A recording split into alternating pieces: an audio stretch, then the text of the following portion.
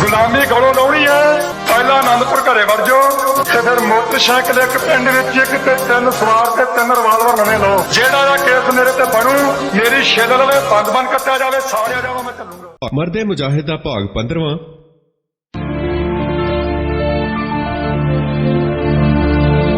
ਮਰਦੇ ਮੁਜਾਹਿਦ ਸੰਤ ਜਰਨੈਲ ਸਿੰਘ ਜੀ ਖਾਲਸਾ ਪਿੰਡਰਾਂਵਾਲੇ।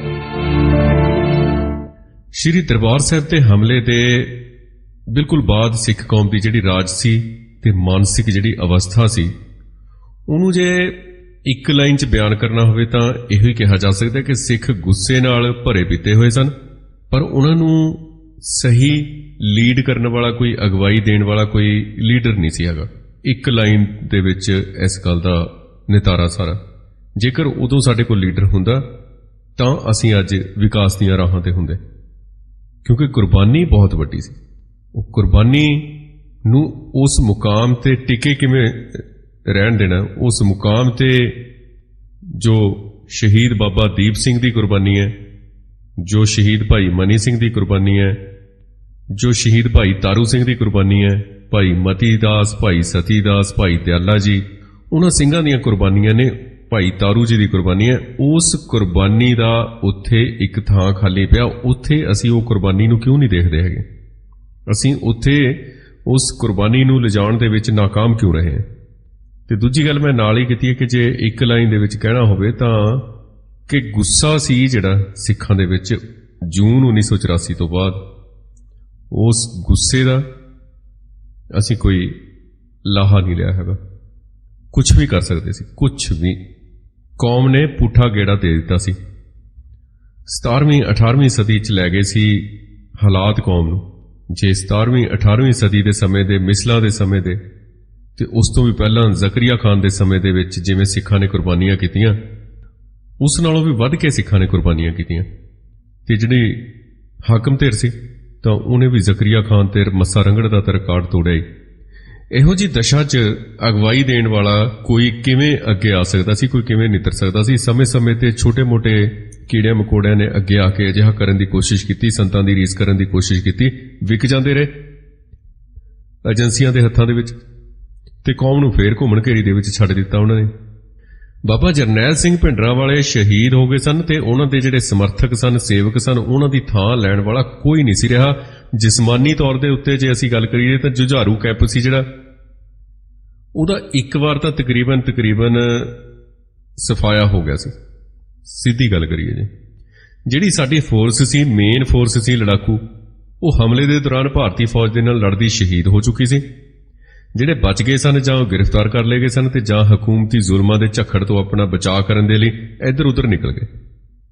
ਤੇ ਦੂਜੇ ਪਾਸੇ ਅਕਾਲੀ ਖੇਮੇ ਦੀ ਹਾਲਤ ਇਹਦੇ ਨਾਲੋਂ ਵੀ ਮਾੜੀ ਸੀ। ਪਹਿਲੀ ਲਾਈਨ ਦੀ ਜਿਹੜੀ ਅਕਾਲੀ ਲੀਡਰਸ਼ਿਪ ਸੀ ਉਹ ਜੇਲ੍ਹਾਂ 'ਚ ਬੰਦ ਸੀ, ਤੇ ਅਕਾਲੀ ਲੀਡਰਸ਼ਿਪ ਬਾਹਰ ਵੀ ਹੁੰਦੀ ਫਿਰ ਵੀ ਉਸ ਦੀ ਗੁੱਸੇ ਨਾਲ ਭਰੀ ਹੋਈ ਕੌਮ ਦੀ ਰਾਹਨੁਮਾਈ ਕਰ ਸਕਣ ਦੀ ਹੈਸੀਅਤ ਕੋਈ ਨਹੀਂ ਸੀ ਰਹੀ, ਕਿਉਂਕਿ ਸਾਰੇ ਸੰਤ ਬਾਬਾ ਜਰਨੈਲ ਸਿੰਘ ਜੀ ਖਾਲਸਾ ਭਿੰਡਰਾਂਵਾਲੇ ਦੀ ਸ਼ਹਾਦਤ ਦੇ ਅੱਗੇ ਬੌਣੇ ਹੋ ਗਏ ਸਨ। ਸਾਰਿਆਂ ਦੀ ਹਸਤੀ ਖਤਮ ਹੋ ਗਈ ਸੀ, ਸਾਰਿਆਂ ਦਾ ਵਜੂਦ ਮਿਟਾ ਕੇ ਰੱਖ ਦਿੱਤਾ ਸੀ ਇੱਕ ਸ਼ਹਾਦਤ ਨੇ। ਧਰਮ ਯੁੱਧ ਮੋਰਚੇ ਦੇ ਪੂਰੇ ਅਮਲ ਦੇ ਦੌਰਾਨ ਬਾਬਾ ਜਰਨੈਲ ਸਿੰਘ ਦੇ ਟਾਕਰੇ 'ਚ ਅਕਾਲੀ ਲੀਡਰਾਂ ਦੇ ਪੈਰਾਂ ਹੇਠੋਂ ਜ਼ਮੀਨ ਖਿਸਕਦੀ ਗਈ, ਹੌਲੀ-ਹੌਲੀ ਜ਼ਮੀਨ ਨਿਕਲਦੀ ਗਈ। ਅਕਾਲੀ ਲੀਡਰਾਂ ਦੇ ਜਿਹੜੇ ਸਿਆਸੀ ਦ੍ਰਿਸ਼ਟੀਕੋਣ, ਉਹਦੀਆਂ ਲਿਮਿਟੇਸ਼ਨ ਤੇ ਉਹਨਾਂ ਦੇ ਜਿਹੜੇ ਅਸਲੀ ਕਿਰਦਾਰ ਦੀਆਂ ਜਿਹੜੀਆਂ ਵਿਰਲਾਂ ਜਾਂ ਅਸਲੀ ਕਿਰਦਾਰ 'ਚ ਜਿਹੜੀਆਂ ਗਿਰਾਵਟਾਂ ਸਨ, ਉਹ ਇਹਦੇ ਕਾਰਨ ਸਨ ਕਿ ਉਹ ਯੋਗ ਅਗਵਾਈ ਕਰਨ ਦੇ ਯੋਗ ਹੀ ਨਹੀਂ ਸਨ। ਤੇ ਕੌਮ ਨੂੰ ਉਦੋਂ ਪਤਾ ਸੀ, ਜਿੰਨੀ ਚੇਤਨਾ, ਜਿੰਨੀ ਲਹਿਰ, ਜਿੰਨੀ ਜਾਗਰਤੀ ਉਸ ਵੇਲੇ ਕੌਮ ਦੇ ਵਿੱਚ ਸੀ ਜੂਨ 1984 ਤੋਂ ਬਾਅਦ, ਅੱਜ ਨਹੀਂ ਹੈਗੀ ਉਹ ਚੇਤਨਾ। ਸਮੇਂ ਦੇ ਹਾਕਮਾਂ ਨੂੰ ਇਸ ਗੱਲ ਦਾ ਚੰਗੀ ਤਰ੍ਹਾਂ ਪਤਾ ਕਿ ਜੇਕਰ ਉਹ ਚੇਤਨਾ ਦੁਬਾਰਾ ਪੈਦਾ ਹੋ ਗਈ, ਜੇਕਰ ਉਹ ਚੇਤਨਾ ਦੁਬਾਰਾ ਜਾਗ ਪਈ ਤਾਂ ਝੰਡੇ ਬੁੰਗੇ ਬੁਲੰਦ ਹੋ ਜਾਣੇ ਆ, ਨਿਸ਼ਾਨ ਸਾਹਿਬ ਲਹਿਰਾਏ ਜਾਣੇ ਨੇ। ਸੋ ਇਸ ਕਰਕੇ ਅਕਾਲੀ ਲੀਡਰ ਖਾਸ ਕਰਕੇ ਜੇ ਸੌਦੇਬਾਜ਼ੀ ਦੀ ਰਾਜਨੀਤੀ ਕਰ ਰਹੇ ਸਨ ਜਿਹੜੇ, ਉਹਨਾਂ ਦਾ ਇੱਕੋ ਇੱਕ ਨਿਸ਼ਾਨਾ ਸੀ ਜਿਹੜਾ, ਉਹ ਭਾਰਤ ਦੇ ਹਿੰਦੂ ਹੁਕਮਰਾਨ ਵਰਗ ਦੇ ਸਮੁੱਚੇ, ਜੇ ਅਸੀਂ ਦੇਖੀਏ ਉਹਦਾ ਦਬਾਅ ਸੀ ਜਿਹੜਾ, ਉਹਦੇ ਥੱਲੇ ਜਿਹੜੀ ਤਾਕਤ ਦੀ ਵੰਡ ਸੀ ਉਹਦੇ ਚੋਂ ਆਪਣਾ ਛੋਟਾ ਜਿਹਾ ਹਿੱਸਾ ਲੈਣਾ ਚਾਹੁੰਦੇ ਸੀ। ਉਹ ਪੰਜਾਬ ਦੀ ਮਿਨਿਸਟਰੀ ਚਾਹੁੰਦੇ ਸਨ, ਬਸ ਹੋਰ ਕੁਝ ਨਹੀਂ। ਇਸ ਤੋਂ ਅੱਗੇ ਉਹਨਾਂ ਦਾ ਨਿਸ਼ਾਨਾ ਹੀ ਕੋਈ ਨਹੀਂ ਸੀ। ਬਾਬਾ ਜਰਨੈਲ ਸਿੰਘ ਭਿੰਡਰਾਂਵਾਲੇ ਆਰ-ਪਾਰ ਦੀ ਲੜਾਈ ਲੜ ਰਹੇ ਸਨ ਤੇ ਜਿਹਦਾ ਮਨੋਰਥ ਹਿੰਦੂ ਹਾਕਮਾਂ ਦੇ ਦਾਬੇ ਹੇਠ ਸੱਤਾ 'ਚ ਜਿਹੜੀ ਛੋਟੀ-ਮੋਟੀ ਹਿੱਸੇਦਾਰੀ ਹੈ ਨਾ, ਉਹਦੇ ਤੋਂ 4 ਕਦਮ ਅੱਗੇ ਵੱਧ ਕੇ ਸਿੱਖਾਂ ਦੇ ਆਪਣੇ ਘਰ 'ਚ ਉਹਨਾਂ ਦੀ ਮੁਕੰਮਲ ਸਰਦਾਰੀ ਸਥਾਪਿਤ ਕਰਨਾ ਸੀ। ਪੂਰੀ ਇਹ ਉਹਨਾਂ ਦਾ ਏਜੰਡਾ ਸੀ, ਮੁੱਖ ਏਜੰਡੇ ਤੇ ਸੀ ਇਹ ਗੱਲ। ਬਹੁਤ ਸਾਰੇ ਇਤਿਹਾਸਕ ਤੇ ਉਸ ਵੇਲੇ ਦੇ ਕਾਰਨਾਂ ਦੀ ਵਜ੍ਹਾ ਕਰਕੇ ਸਿੱਖ ਜਨਤਾ ਦਾ ਜਿਹੜਾ ਰੁਖ ਸੀ, ਰੌਂ ਸੀ, ਉਹ ਲਗਾਤਾਰ ਤੇ ਬਹੁਤ ਤੇਜ਼ੀ ਨਾਲ ਸੰਤ ਜਰਨੈਲ ਸਿੰਘ ਦੇ ਪੱਖ ਦੇ ਵਿੱਚ ਉਲਰਦਾ ਗਿਆ ਸੀ। ਆਮ ਸਿੱਖਾਂ ਦੇ ਮਨਾਂ 'ਚ ਅਕਾਲੀ ਲੀਡਰਾਂ ਦੇ ਜੋ ਸੁਭਾਅ ਬਾਰੇ ਬਣੀ ਹੋਈ ਸੀ ਗੱਲ, ਜੋ ਛਵੀ ਬਣੀ ਹੋਈ ਸੀ ਅਕਾਲੀ ਲੀਡਰਾਂ ਦੀ, ਉਹ ਈਮਾਨ ਦੇ ਕੱਚੇ ਤੇ ਬੁਜ਼ਦਿਲ ਹੋਣ ਦਾ ਨਾ ਪੱਖੀ ਅਸਰ ਕਾਫੀ ਤਕੜਾ ਜ਼ੋਰ ਫੜ ਗਿਆ ਸੀ ਆਮ ਸਿੱਖਾਂ 'ਚ। ਇਹ ਗੱਲ ਅਕਾਲੀਆਂ ਨੂੰ ਵੀ ਪਤਾ, ਚੰਗੀ ਤਰ੍ਹਾਂ ਸਾਰਿਆਂ ਨੂੰ ਪਤਾ ਕਿ ਅਸੀਂ ਕਾਇਰ ਤੇ ਬੁਜ਼ਦਿਲ ਬਣੇ ਹੋਏ ਹਾਂ। ਲੋਕਾਂ ਦੇ ਵਿੱਚ ਸਾਡੀ ਛਵੀ, ਸਾਡੀ ਇਮੇਜ ਇਸ ਤਰ੍ਹਾਂ ਦੀ ਬਣੀ ਹੋਈ ਹੈ। ਸ਼੍ਰੀ ਦਰਬਾਰ ਸਾਹਿਬ ਤੇ ਹਮਲੇ ਦੇ ਨਾਲ ਇਹ ਜਿਹੜਾ ਕੰਮ ਸੀ, ਇਸ ਤਰ੍ਹਾਂ ਦਾ ਜਿਹੜਾ ਅਮਲ ਸੀ, ਉਹ ਪੂਰੇ ਜ਼ੋਰ ਤੇ ਪਹੁੰਚ ਗਿਆ ਤੇ ਫਰਕ ਬਹੁਤ ਸਪਸ਼ਟ ਹੈ। ਬਾਬਾ ਜਰਨੈਲ ਸਿੰਘ ਭਿੰਡਰਾਂਵਾਲੇ ਦਰਬਾਰ ਸਾਹਿਬ ਦੀ ਪਵਿੱਤਰਤਾ ਦੀ ਰੱਖਿਆ ਲਈ ਸੂਰਮਗਤੀ ਨਾਲ ਲੜਦੇ ਹੋਏ ਸ਼ਹੀਦ ਹੋਏ ਸਨ ਤੇ ਅਕਾਲੀ ਲੀਡਰਾਂ ਨੇ ਆਪਣੇ ਆਪ ਨੂੰ ਨਿਰਮਾਣਤਾ ਦੇ ਸਹਿਤ ਗ੍ਰਿਫਤਾਰੀ ਲਈ ਪੇਸ਼ ਕਰ ਦਿੱਤਾ ਸੀ ਤੇ ਉਹਨਾਂ ਨੇ ਉਹਨਾਂ ਅਰਥਾਂ 'ਚ ਆਤਮ ਸਮਰਪਣ ਕੀਤਾ ਜਾਂ ਨਹੀਂ, ਇਹ ਤੱਥ ਇਸ ਤੇ ਬਹਿਸ ਕਰਨੀ ਬੇਈਮਾਨੀ ਗੱਲ ਹੈ। ਇਹਦਾ ਕੋਈ ਫਾਇਦਾ ਨਹੀਂ ਕਿ ਉਹਨਾਂ ਨੇ ਆਤਮ ਸਮਰਪਣ ਕੀਤਾ ਜਾਂ ਨਹੀਂ। ਹਮਲੇ ਤੋਂ ਪਹਿਲਾਂ ਦਰਬਾਰ ਸਾਹਿਬ ਦੀ ਪਵਿੱਤਰਤਾ ਦੀ ਰੱਖਿਆ ਲਈ ਮਰ ਮਿਟਣ ਦਾ ਜਿਹੜਾ ਐਲਾਨ ਬਾਬਾ ਜਰਨੈਲ ਸਿੰਘ ਨੇ ਕੀਤਾ ਸੀ, ਉਹ ਉਹਨਾਂ ਨੇ ਪੂਰਾ ਕਰ ਦਿਖਾਇਆ। ਇਸ ਕਰਕੇ ਉਹਨਾਂ ਨੇ ਜੋ ਕਿਹਾ ਸੀ ਉਹ ਕਰਕੇ ਦਿਖਾ ਦਿੱਤਾ। ਪਰ ਇਸ ਉਦੇਸ਼ ਦੀ ਜਿਹੜੀ ਬਿਆਨਬਾਜ਼ੀ ਅਕਾਲੀ ਲੀਡਰਾਂ ਤੇ ਸਿੰਘ ਸਾਹਿਬਾਨ ਹੋਰਾਂ ਨੇ ਕੀਤੀ ਸੀ, ਉਹ ਸਿਰਫ ਬਿਆਨਬਾਜ਼ੀ ਸਾਬਤ ਹੋਈ, ਫੋਕੀਆਂ ਫੜਾਂ ਸਾਬਤ ਹੋਈਆਂ। ਉਹ ਕਿਸੇ ਦਿਲੋਂ ਤਹਈਆ ਕਰਕੇ ਤੇ ਯਕੀਨ ਚੋਂ ਨਿਕਲੀ ਹੋਈ ਗੱਲ ਨਹੀਂ ਸੀ ਉਹਨਾਂ ਦੀ, ਜਿਹਦੇ ਕਰਕੇ ਉਹ ਇਸ ਤੇ ਖਰੇ ਨਹੀਂ ਉਤਰ ਸਕੇ। ਹਮਲੇ ਤੋਂ ਬਾਅਦ ਇਹ ਬਿਆਨਬਾਜ਼ੀ ਉਹਨਾਂ ਲਈ ਬਹੁਤ ਮੁਸ਼ਕਲ ਪੈ ਗਈ। ਉਹਨਾਂ ਨੂੰ ਜਵਾਬ ਦੇਣੇ ਮੁਸ਼ਕਲ ਹੋ ਗਏ ਸੰਗਤ ਦੇ ਵਿੱਚ। ਜਿੱਥੇ ਕਿਤੇ ਉਹ ਚੋਣ ਪ੍ਰਚਾਰ ਕਰਨ ਜਾਂਦੇ ਸਨ ਜਾਂ ਚੋਣਾਂ ਲੜਨ ਵੇਲੇ ਜਾਂ ਅੱਗੇ ਜਾਂ ਪਿੱਛੇ ਜਾਂ ਜਿਸ ਤਰ੍ਹਾਂ ਦੀਆਂ ਉਹਨਾਂ ਨੇ ਮੀਟਿੰਗ ਨੂੰ ਸੰਬੋਧਨ ਕੀਤਾ, ਜਿਸ ਤਰ੍ਹਾਂ ਦੇ ਇਕੱਠਾਂ ਦੇ ਵਿੱਚ ਗਏ, ਉਹ ਧਾਰਮਿਕ ਮੇਲਿਆਂ ਤੇ, ਧਾਰਮਿਕ ਜੋੜ ਮੇਲਿਆਂ ਤੇ, ਸਭਾਵਾਂ ਤੇ, ਤਾਂ ਉੱਥੇ ਸਵਾਲ ਕਰਦੇ ਸੀ ਲੋਕ। ਤਾਂ ਕੁਝ ਲੋਕ ਤਾਂ ਆਪਣੇ ਭਾਸ਼ਣਾਂ ਨੂੰ ਜਿਹੜੇ ਵਿਅੰਗ ਦੇ ਵਿੱਚ ਉਹਨਾਂ ਦੇ ਸਟੇਜ ਦੇ ਉੱਤੇ ਬੈਠਿਆਂ ਭਾਸ਼ਣ ਦੇਣਾ ਸ਼ੁਰੂ ਕਰਦੇ ਸਨ, ਇਹ ਕਹਿ ਕੇ ਸ਼ੁਰੂ ਕਰਦੇ ਸਨ ਕਿ ਜਦੋਂ ਦਰਬਾਰ ਸਾਹਿਬ ਦੇ ਵਿੱਚ ਫੌਜ ਜਾਂ ਪੁਲਿਸ ਵੜੂਗੀ ਤਾਂ ਸਾਡੀਆਂ ਲਾਸ਼ਾਂ ਦੇ ਉੱਤੋਂ ਦੀ ਲੰਘ ਕੇ ਵੜੂਗੀ। ਫਿਰ ਉਸ ਤੋਂ ਬਾਅਦ ਆਪਣਾ ਭਾਸ਼ਣ ਸ਼ੁਰੂ ਕਰਦੇ ਸਨ। ਲੌਂਗੋਵਾਲ ਤੇ ਟੌੜੇ ਦੇ ਸਟੇਜ ਤੇ ਬੈਠਿਆਂ ਕਈ ਵਾਰ ਅਜਿਹਾ ਹੋਇਆ। ਸੋ ਅਕਾਲੀ ਲੀਡਰਾਂ ਦੀ ਸਾਰੀ ਜਿਹੜੀ ਰਾਜਨੀਤਿਕ ਖੇਡ ਸੀ, ਉਹਦਾ ਨਤੀਜਾ ਇਹ ਨਿਕਲਿਆ ਕਿ ਉਹ ਸਿੱਖ ਜਨਤਾ ਦੀਆਂ ਨਜ਼ਰਾਂ 'ਚ ਖੋਟੇ ਸਿੱਕੇ ਸਾਬਤ ਹੋਏ ਤੇ ਉਹ ਜੇ ਜੇਲ੍ਹਾਂ ਤੋਂ ਬਾਹਰ ਵੀ ਹੁੰਦੇ ਤਾਂ ਸਿੱਖ ਜਨਤਾ ਨੇ ਉਹਨਾਂ ਦੇ ਨਾਲ ਜੇਕਰ ਥੋੜੀ ਖਰਵੀਂ ਭਾਸ਼ਾ ਦਾ ਇਸਤੇਮਾਲ ਕਰੀਏ ਅਸੀਂ ਉਹਨਾਂ ਦੇ ਵਾਸਤੇ, ਤਾਂ ਉਹੀ ਕੁੱਤੇ ਖਾਣੀ ਕਰਨੀ ਸੀ ਜਿਸ ਦਾ ਸਵਾਦ ਸਰਜੀਤ ਸਿੰਘ ਬਰਨਾਲਾ ਨੂੰ ਮਿਲ ਗਿਆ ਸੀ ਜਦੋਂ ਉਸਨੇ ਦਰਬਾਰ ਸਾਹਿਬ ਤੇ ਹਮਲੇ ਤੋਂ ਬਾਅਦ ਚੰਡੀਗੜ੍ਹ ਦੇ ਇੱਕ ਗੁਰਦੁਆਰੇ ਦੇ ਅੰਦਰ ਸੰਗਤਾਂ ਨੂੰ ਸੰਬੋਧਨ ਕਰਨਾ ਸ਼ੁਰੂ ਕੀਤਾ। ਤਾਂ ਉੱਥੇ ਮੌਜੂਦ ਕੁਝ ਨੌਜਵਾਨਾਂ ਨੂੰ ਖਾਲਿਸਤਾਨ ਜ਼ਿੰਦਾਬਾਦ ਦੇ ਨਾਅਰੇ ਲਾਉਣ ਤੋਂ ਉਹਨੇ ਵਰਜਣ ਦੀ ਕੋਸ਼ਿਸ਼ ਕੀਤੀ ਬਰਨਾਲੇ ਨੇ। ਤਾਂ ਅਕਾਲੀ ਲੀਡਰਸ਼ਿਪ ਦੀ ਇਹ ਪਹਿਲੀ ਲਾਈਨ ਦਾ ਹਾਲ ਸੀ। ਤਾਂ ਜੇਲ੍ਹਾਂ 'ਚ ਜਿਹੜੀ ਬਾਹਰ ਸੀ, ਜੇਲ੍ਹਾਂ ਤੋਂ ਦੂਜੀ ਜਾਂ ਤੀਜੀ ਲਾਈਨ ਦੇ ਜਿਹੜੇ ਲੀਡਰ ਸਨ, ਉਹ ਕੀ ਕਰ ਸਕਦੇ ਸੀ ਜੇ ਬਰਨਾਲੇ ਵਰਗੇ ਲੀਡਰਾਂ ਦਾ ਇਹ ਹਾਲ ਸੀ। ਇਹ ਹਾਲਤ 'ਚ ਪੰਜ ਸਿੰਘ ਸਾਹਿਬਾਨ ਨੇ ਕਾਫੀ ਜ਼ੋਰ ਪਾਉਣ ਤੇ ਜਾਂ ਇਧਰੋਂ ਉਧਰੋਂ ਦੇਖ ਕੇ ਕਿ ਹੁਣ ਕੋਈ ਗੱਲ ਬਣ ਨਹੀਂ ਰਹੀ, ਲੀਡਰਸ਼ਿਪ ਦੇ ਇਸ ਖੱਪੇ ਨੂੰ ਪੂਰਾ ਕਰਨ ਦੇ ਲਈ ਸਿੱਖ ਪੰਥ ਨੂੰ ਸੰਕਟ 'ਚੋਂ ਕੱਢਣ ਦੀ ਘੜੀ ਅਗਵਾਈ ਮੁਹੱਈਆ ਕਰਨ ਦੀ ਇੱਕ ਜ਼ਿੰਮੇਵਾਰੀ ਉੱਠਣ ਦਾ ਨਿਰਣਾ ਲਿਆ। ਬਾਅਦ 'ਚ ਗੱਲ ਕਰਾਂਗੇ ਕਿ ਸਿੰਘ ਸਾਹਿਬਾਨ ਦਾ ਰੋਲ ਕੀ ਰਿਹਾ ਉਸ ਦੌਰਾਨ, ਕਿਸ ਤਰੀਕੇ ਨਾਲ ਉਹ ਕੇਂਦਰੀ ਨੇਤਾਵਾਂ ਦੇ ਨਾਲ, ਕੇਂਦਰੀ ਨੇਤਾ ਉਹਨਾਂ ਨਾਲ ਮੀਟਿੰਗਾਂ ਕਰਦੇ ਰਹੇ ਤੇ ਕਿਸ ਤਰੀਕੇ ਨਾਲ ਉਹਨਾਂ ਦੇ ਪ੍ਰੈਸ ਨੋਟ ਤਿਆਰ ਕਰਦੇ ਰਹੇ ਕੇਂਦਰੀ ਅਫਸਰ। ਤਾਂ ਉਸ ਮੌਕੇ ਤੇ ਜਿਹੜੀ ਸਿੱਖ ਕੌਮ ਦੀ ਹਾਲਤ ਸੀ ਉਹਦੇ ਸਾਹਮਣੇ ਸਿੱਖ ਪੰਥ ਨੂੰ ਅਗਵਾਈ ਦੇਣ ਦਾ ਜਿਹੜਾ ਕਾਰਜ ਸੀ ਉਹ ਕਿਸੇ ਸ਼ੇਰ ਦੀ ਸਵਾਰੀ ਕਰਨ ਤੋਂ ਘੱਟ ਨਹੀਂ ਸੀ ਹੈਗਾ। ਇਸ ਸਥਿਤੀ ਦਾ ਜਿਹੜਾ ਮਾੜਾ ਪੱਖ ਸੀ ਉਹ ਇਹ ਸੀ ਕਿ 5 ਸਿੰਘ ਸਾਹਿਬਾਨ ਘੋੜੇ ਦੀ ਸਵਾਰੀ ਤਾਂ ਚੱਜ ਨਾਲ ਕਰ ਨਹੀਂ ਸੀ ਸਕਦੇ, ਸ਼ੇਰ ਦੀ ਸਵਾਰੀ ਉਹਨਾਂ ਨੇ ਕੀ ਕਰਨੀ ਸੀ। ਸਿੰਘ ਸਾਹਿਬਾਨ ਦੀ ਜਿਹੜੀ ਹੋਣੀ ਸੀ ਉਹ ਅਕਾਲੀ ਲੀਡਰਾਂ ਨਾਲ ਬਿਲਕੁਲ ਸਾਂਝੀ ਸੀ। ਜੋ ਅਕਾਲੀ ਲੀਡਰਾਂ ਦੀ ਹੋਣੀ ਸੀ ਉਹ ਸਿੰਘ ਸਾਹਿਬਾਨ ਦੀ ਹੋਣੀ ਸੀ।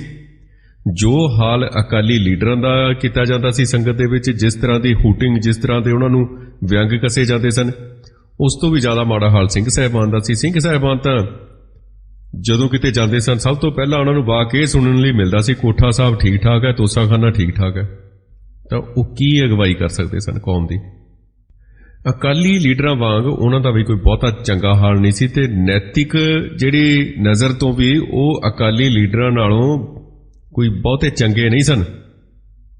ਹਮਲੇ ਤੋਂ ਪਹਿਲਾਂ ਉਹਨਾਂ ਬਾਰੇ ਅਕਾਲੀ ਲੀਡਰਸ਼ਿਪ ਦੇ ਇਸ਼ਾਰਿਆਂ ਤੇ ਚੱਲਣ ਦਾ ਜਿਹੜਾ ਅਸਰ ਬਣਿਆ ਹੋਇਆ ਸੀ, ਹਮਲੇ ਤੋਂ ਬਾਅਦ ਉਹਨਾਂ ਨੇ ਫੌਜੀ ਅਧਿਕਾਰੀਆਂ ਦੇ ਦਬਾਅ ਦੇ ਥੱਲੇ ਟੈਲੀਵਿਜ਼ਨ ਦੇ ਪਰਦੇ ਤੇ ਆ ਕੇ ਦੂਰਦਰਸ਼ਨ ਤੇ ਜਿਸ ਤਰ੍ਹਾਂ ਦੀ ਉਹਨਾਂ ਨੇ ਬਿਆਨਬਾਜ਼ੀ ਕੀਤੀ ਸੀ, ਉਹਦੇ ਨਾਲ ਉਸ ਮੌਕੇ ਤੇ ਸਿੱਖ ਕੌਮ ਦੇ ਅੰਦਰ, ਖਾਸ ਕਰਕੇ ਨੌਜਵਾਨ ਵਰਗ ਦੇ ਅੰਦਰ ਉਹਨਾਂ ਦਾ ਜਿਹੜਾ ਅਕਸ ਸੀ, ਜਿਹੜੀ ਉਹਨਾਂ ਦੀ ਇਮੇਜ ਸੀ, ਛਵੀ ਸੀ, ਉਹਦੀ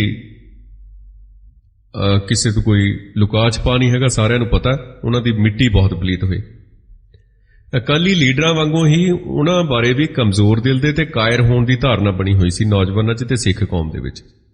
ਕਿਸੇ ਲੀਡਰ, ਸਿੱਖ ਹਸਤੀ ਬਾਰੇ ਇਹੋ ਜਿਹੀ ਜਿਹੜੀ ਗੱਲ ਹੈ ਉਹ ਖਾਸ ਸਥਿਤੀ ਦੇ ਵਿੱਚ ਬਹੁਤ ਜ਼ਿਆਦਾ ਨੁਕਸਾਨਦਾਇਕ ਹੁੰਦੀ ਹੈ, ਤਬਾਹੀ ਦਾ ਘਰ ਹੁੰਦੀ ਹੈ, ਤਬਾਹੀ ਵੱਲ ਹੁੰਦੀ ਹੈ ਇਹ ਗੱਲ।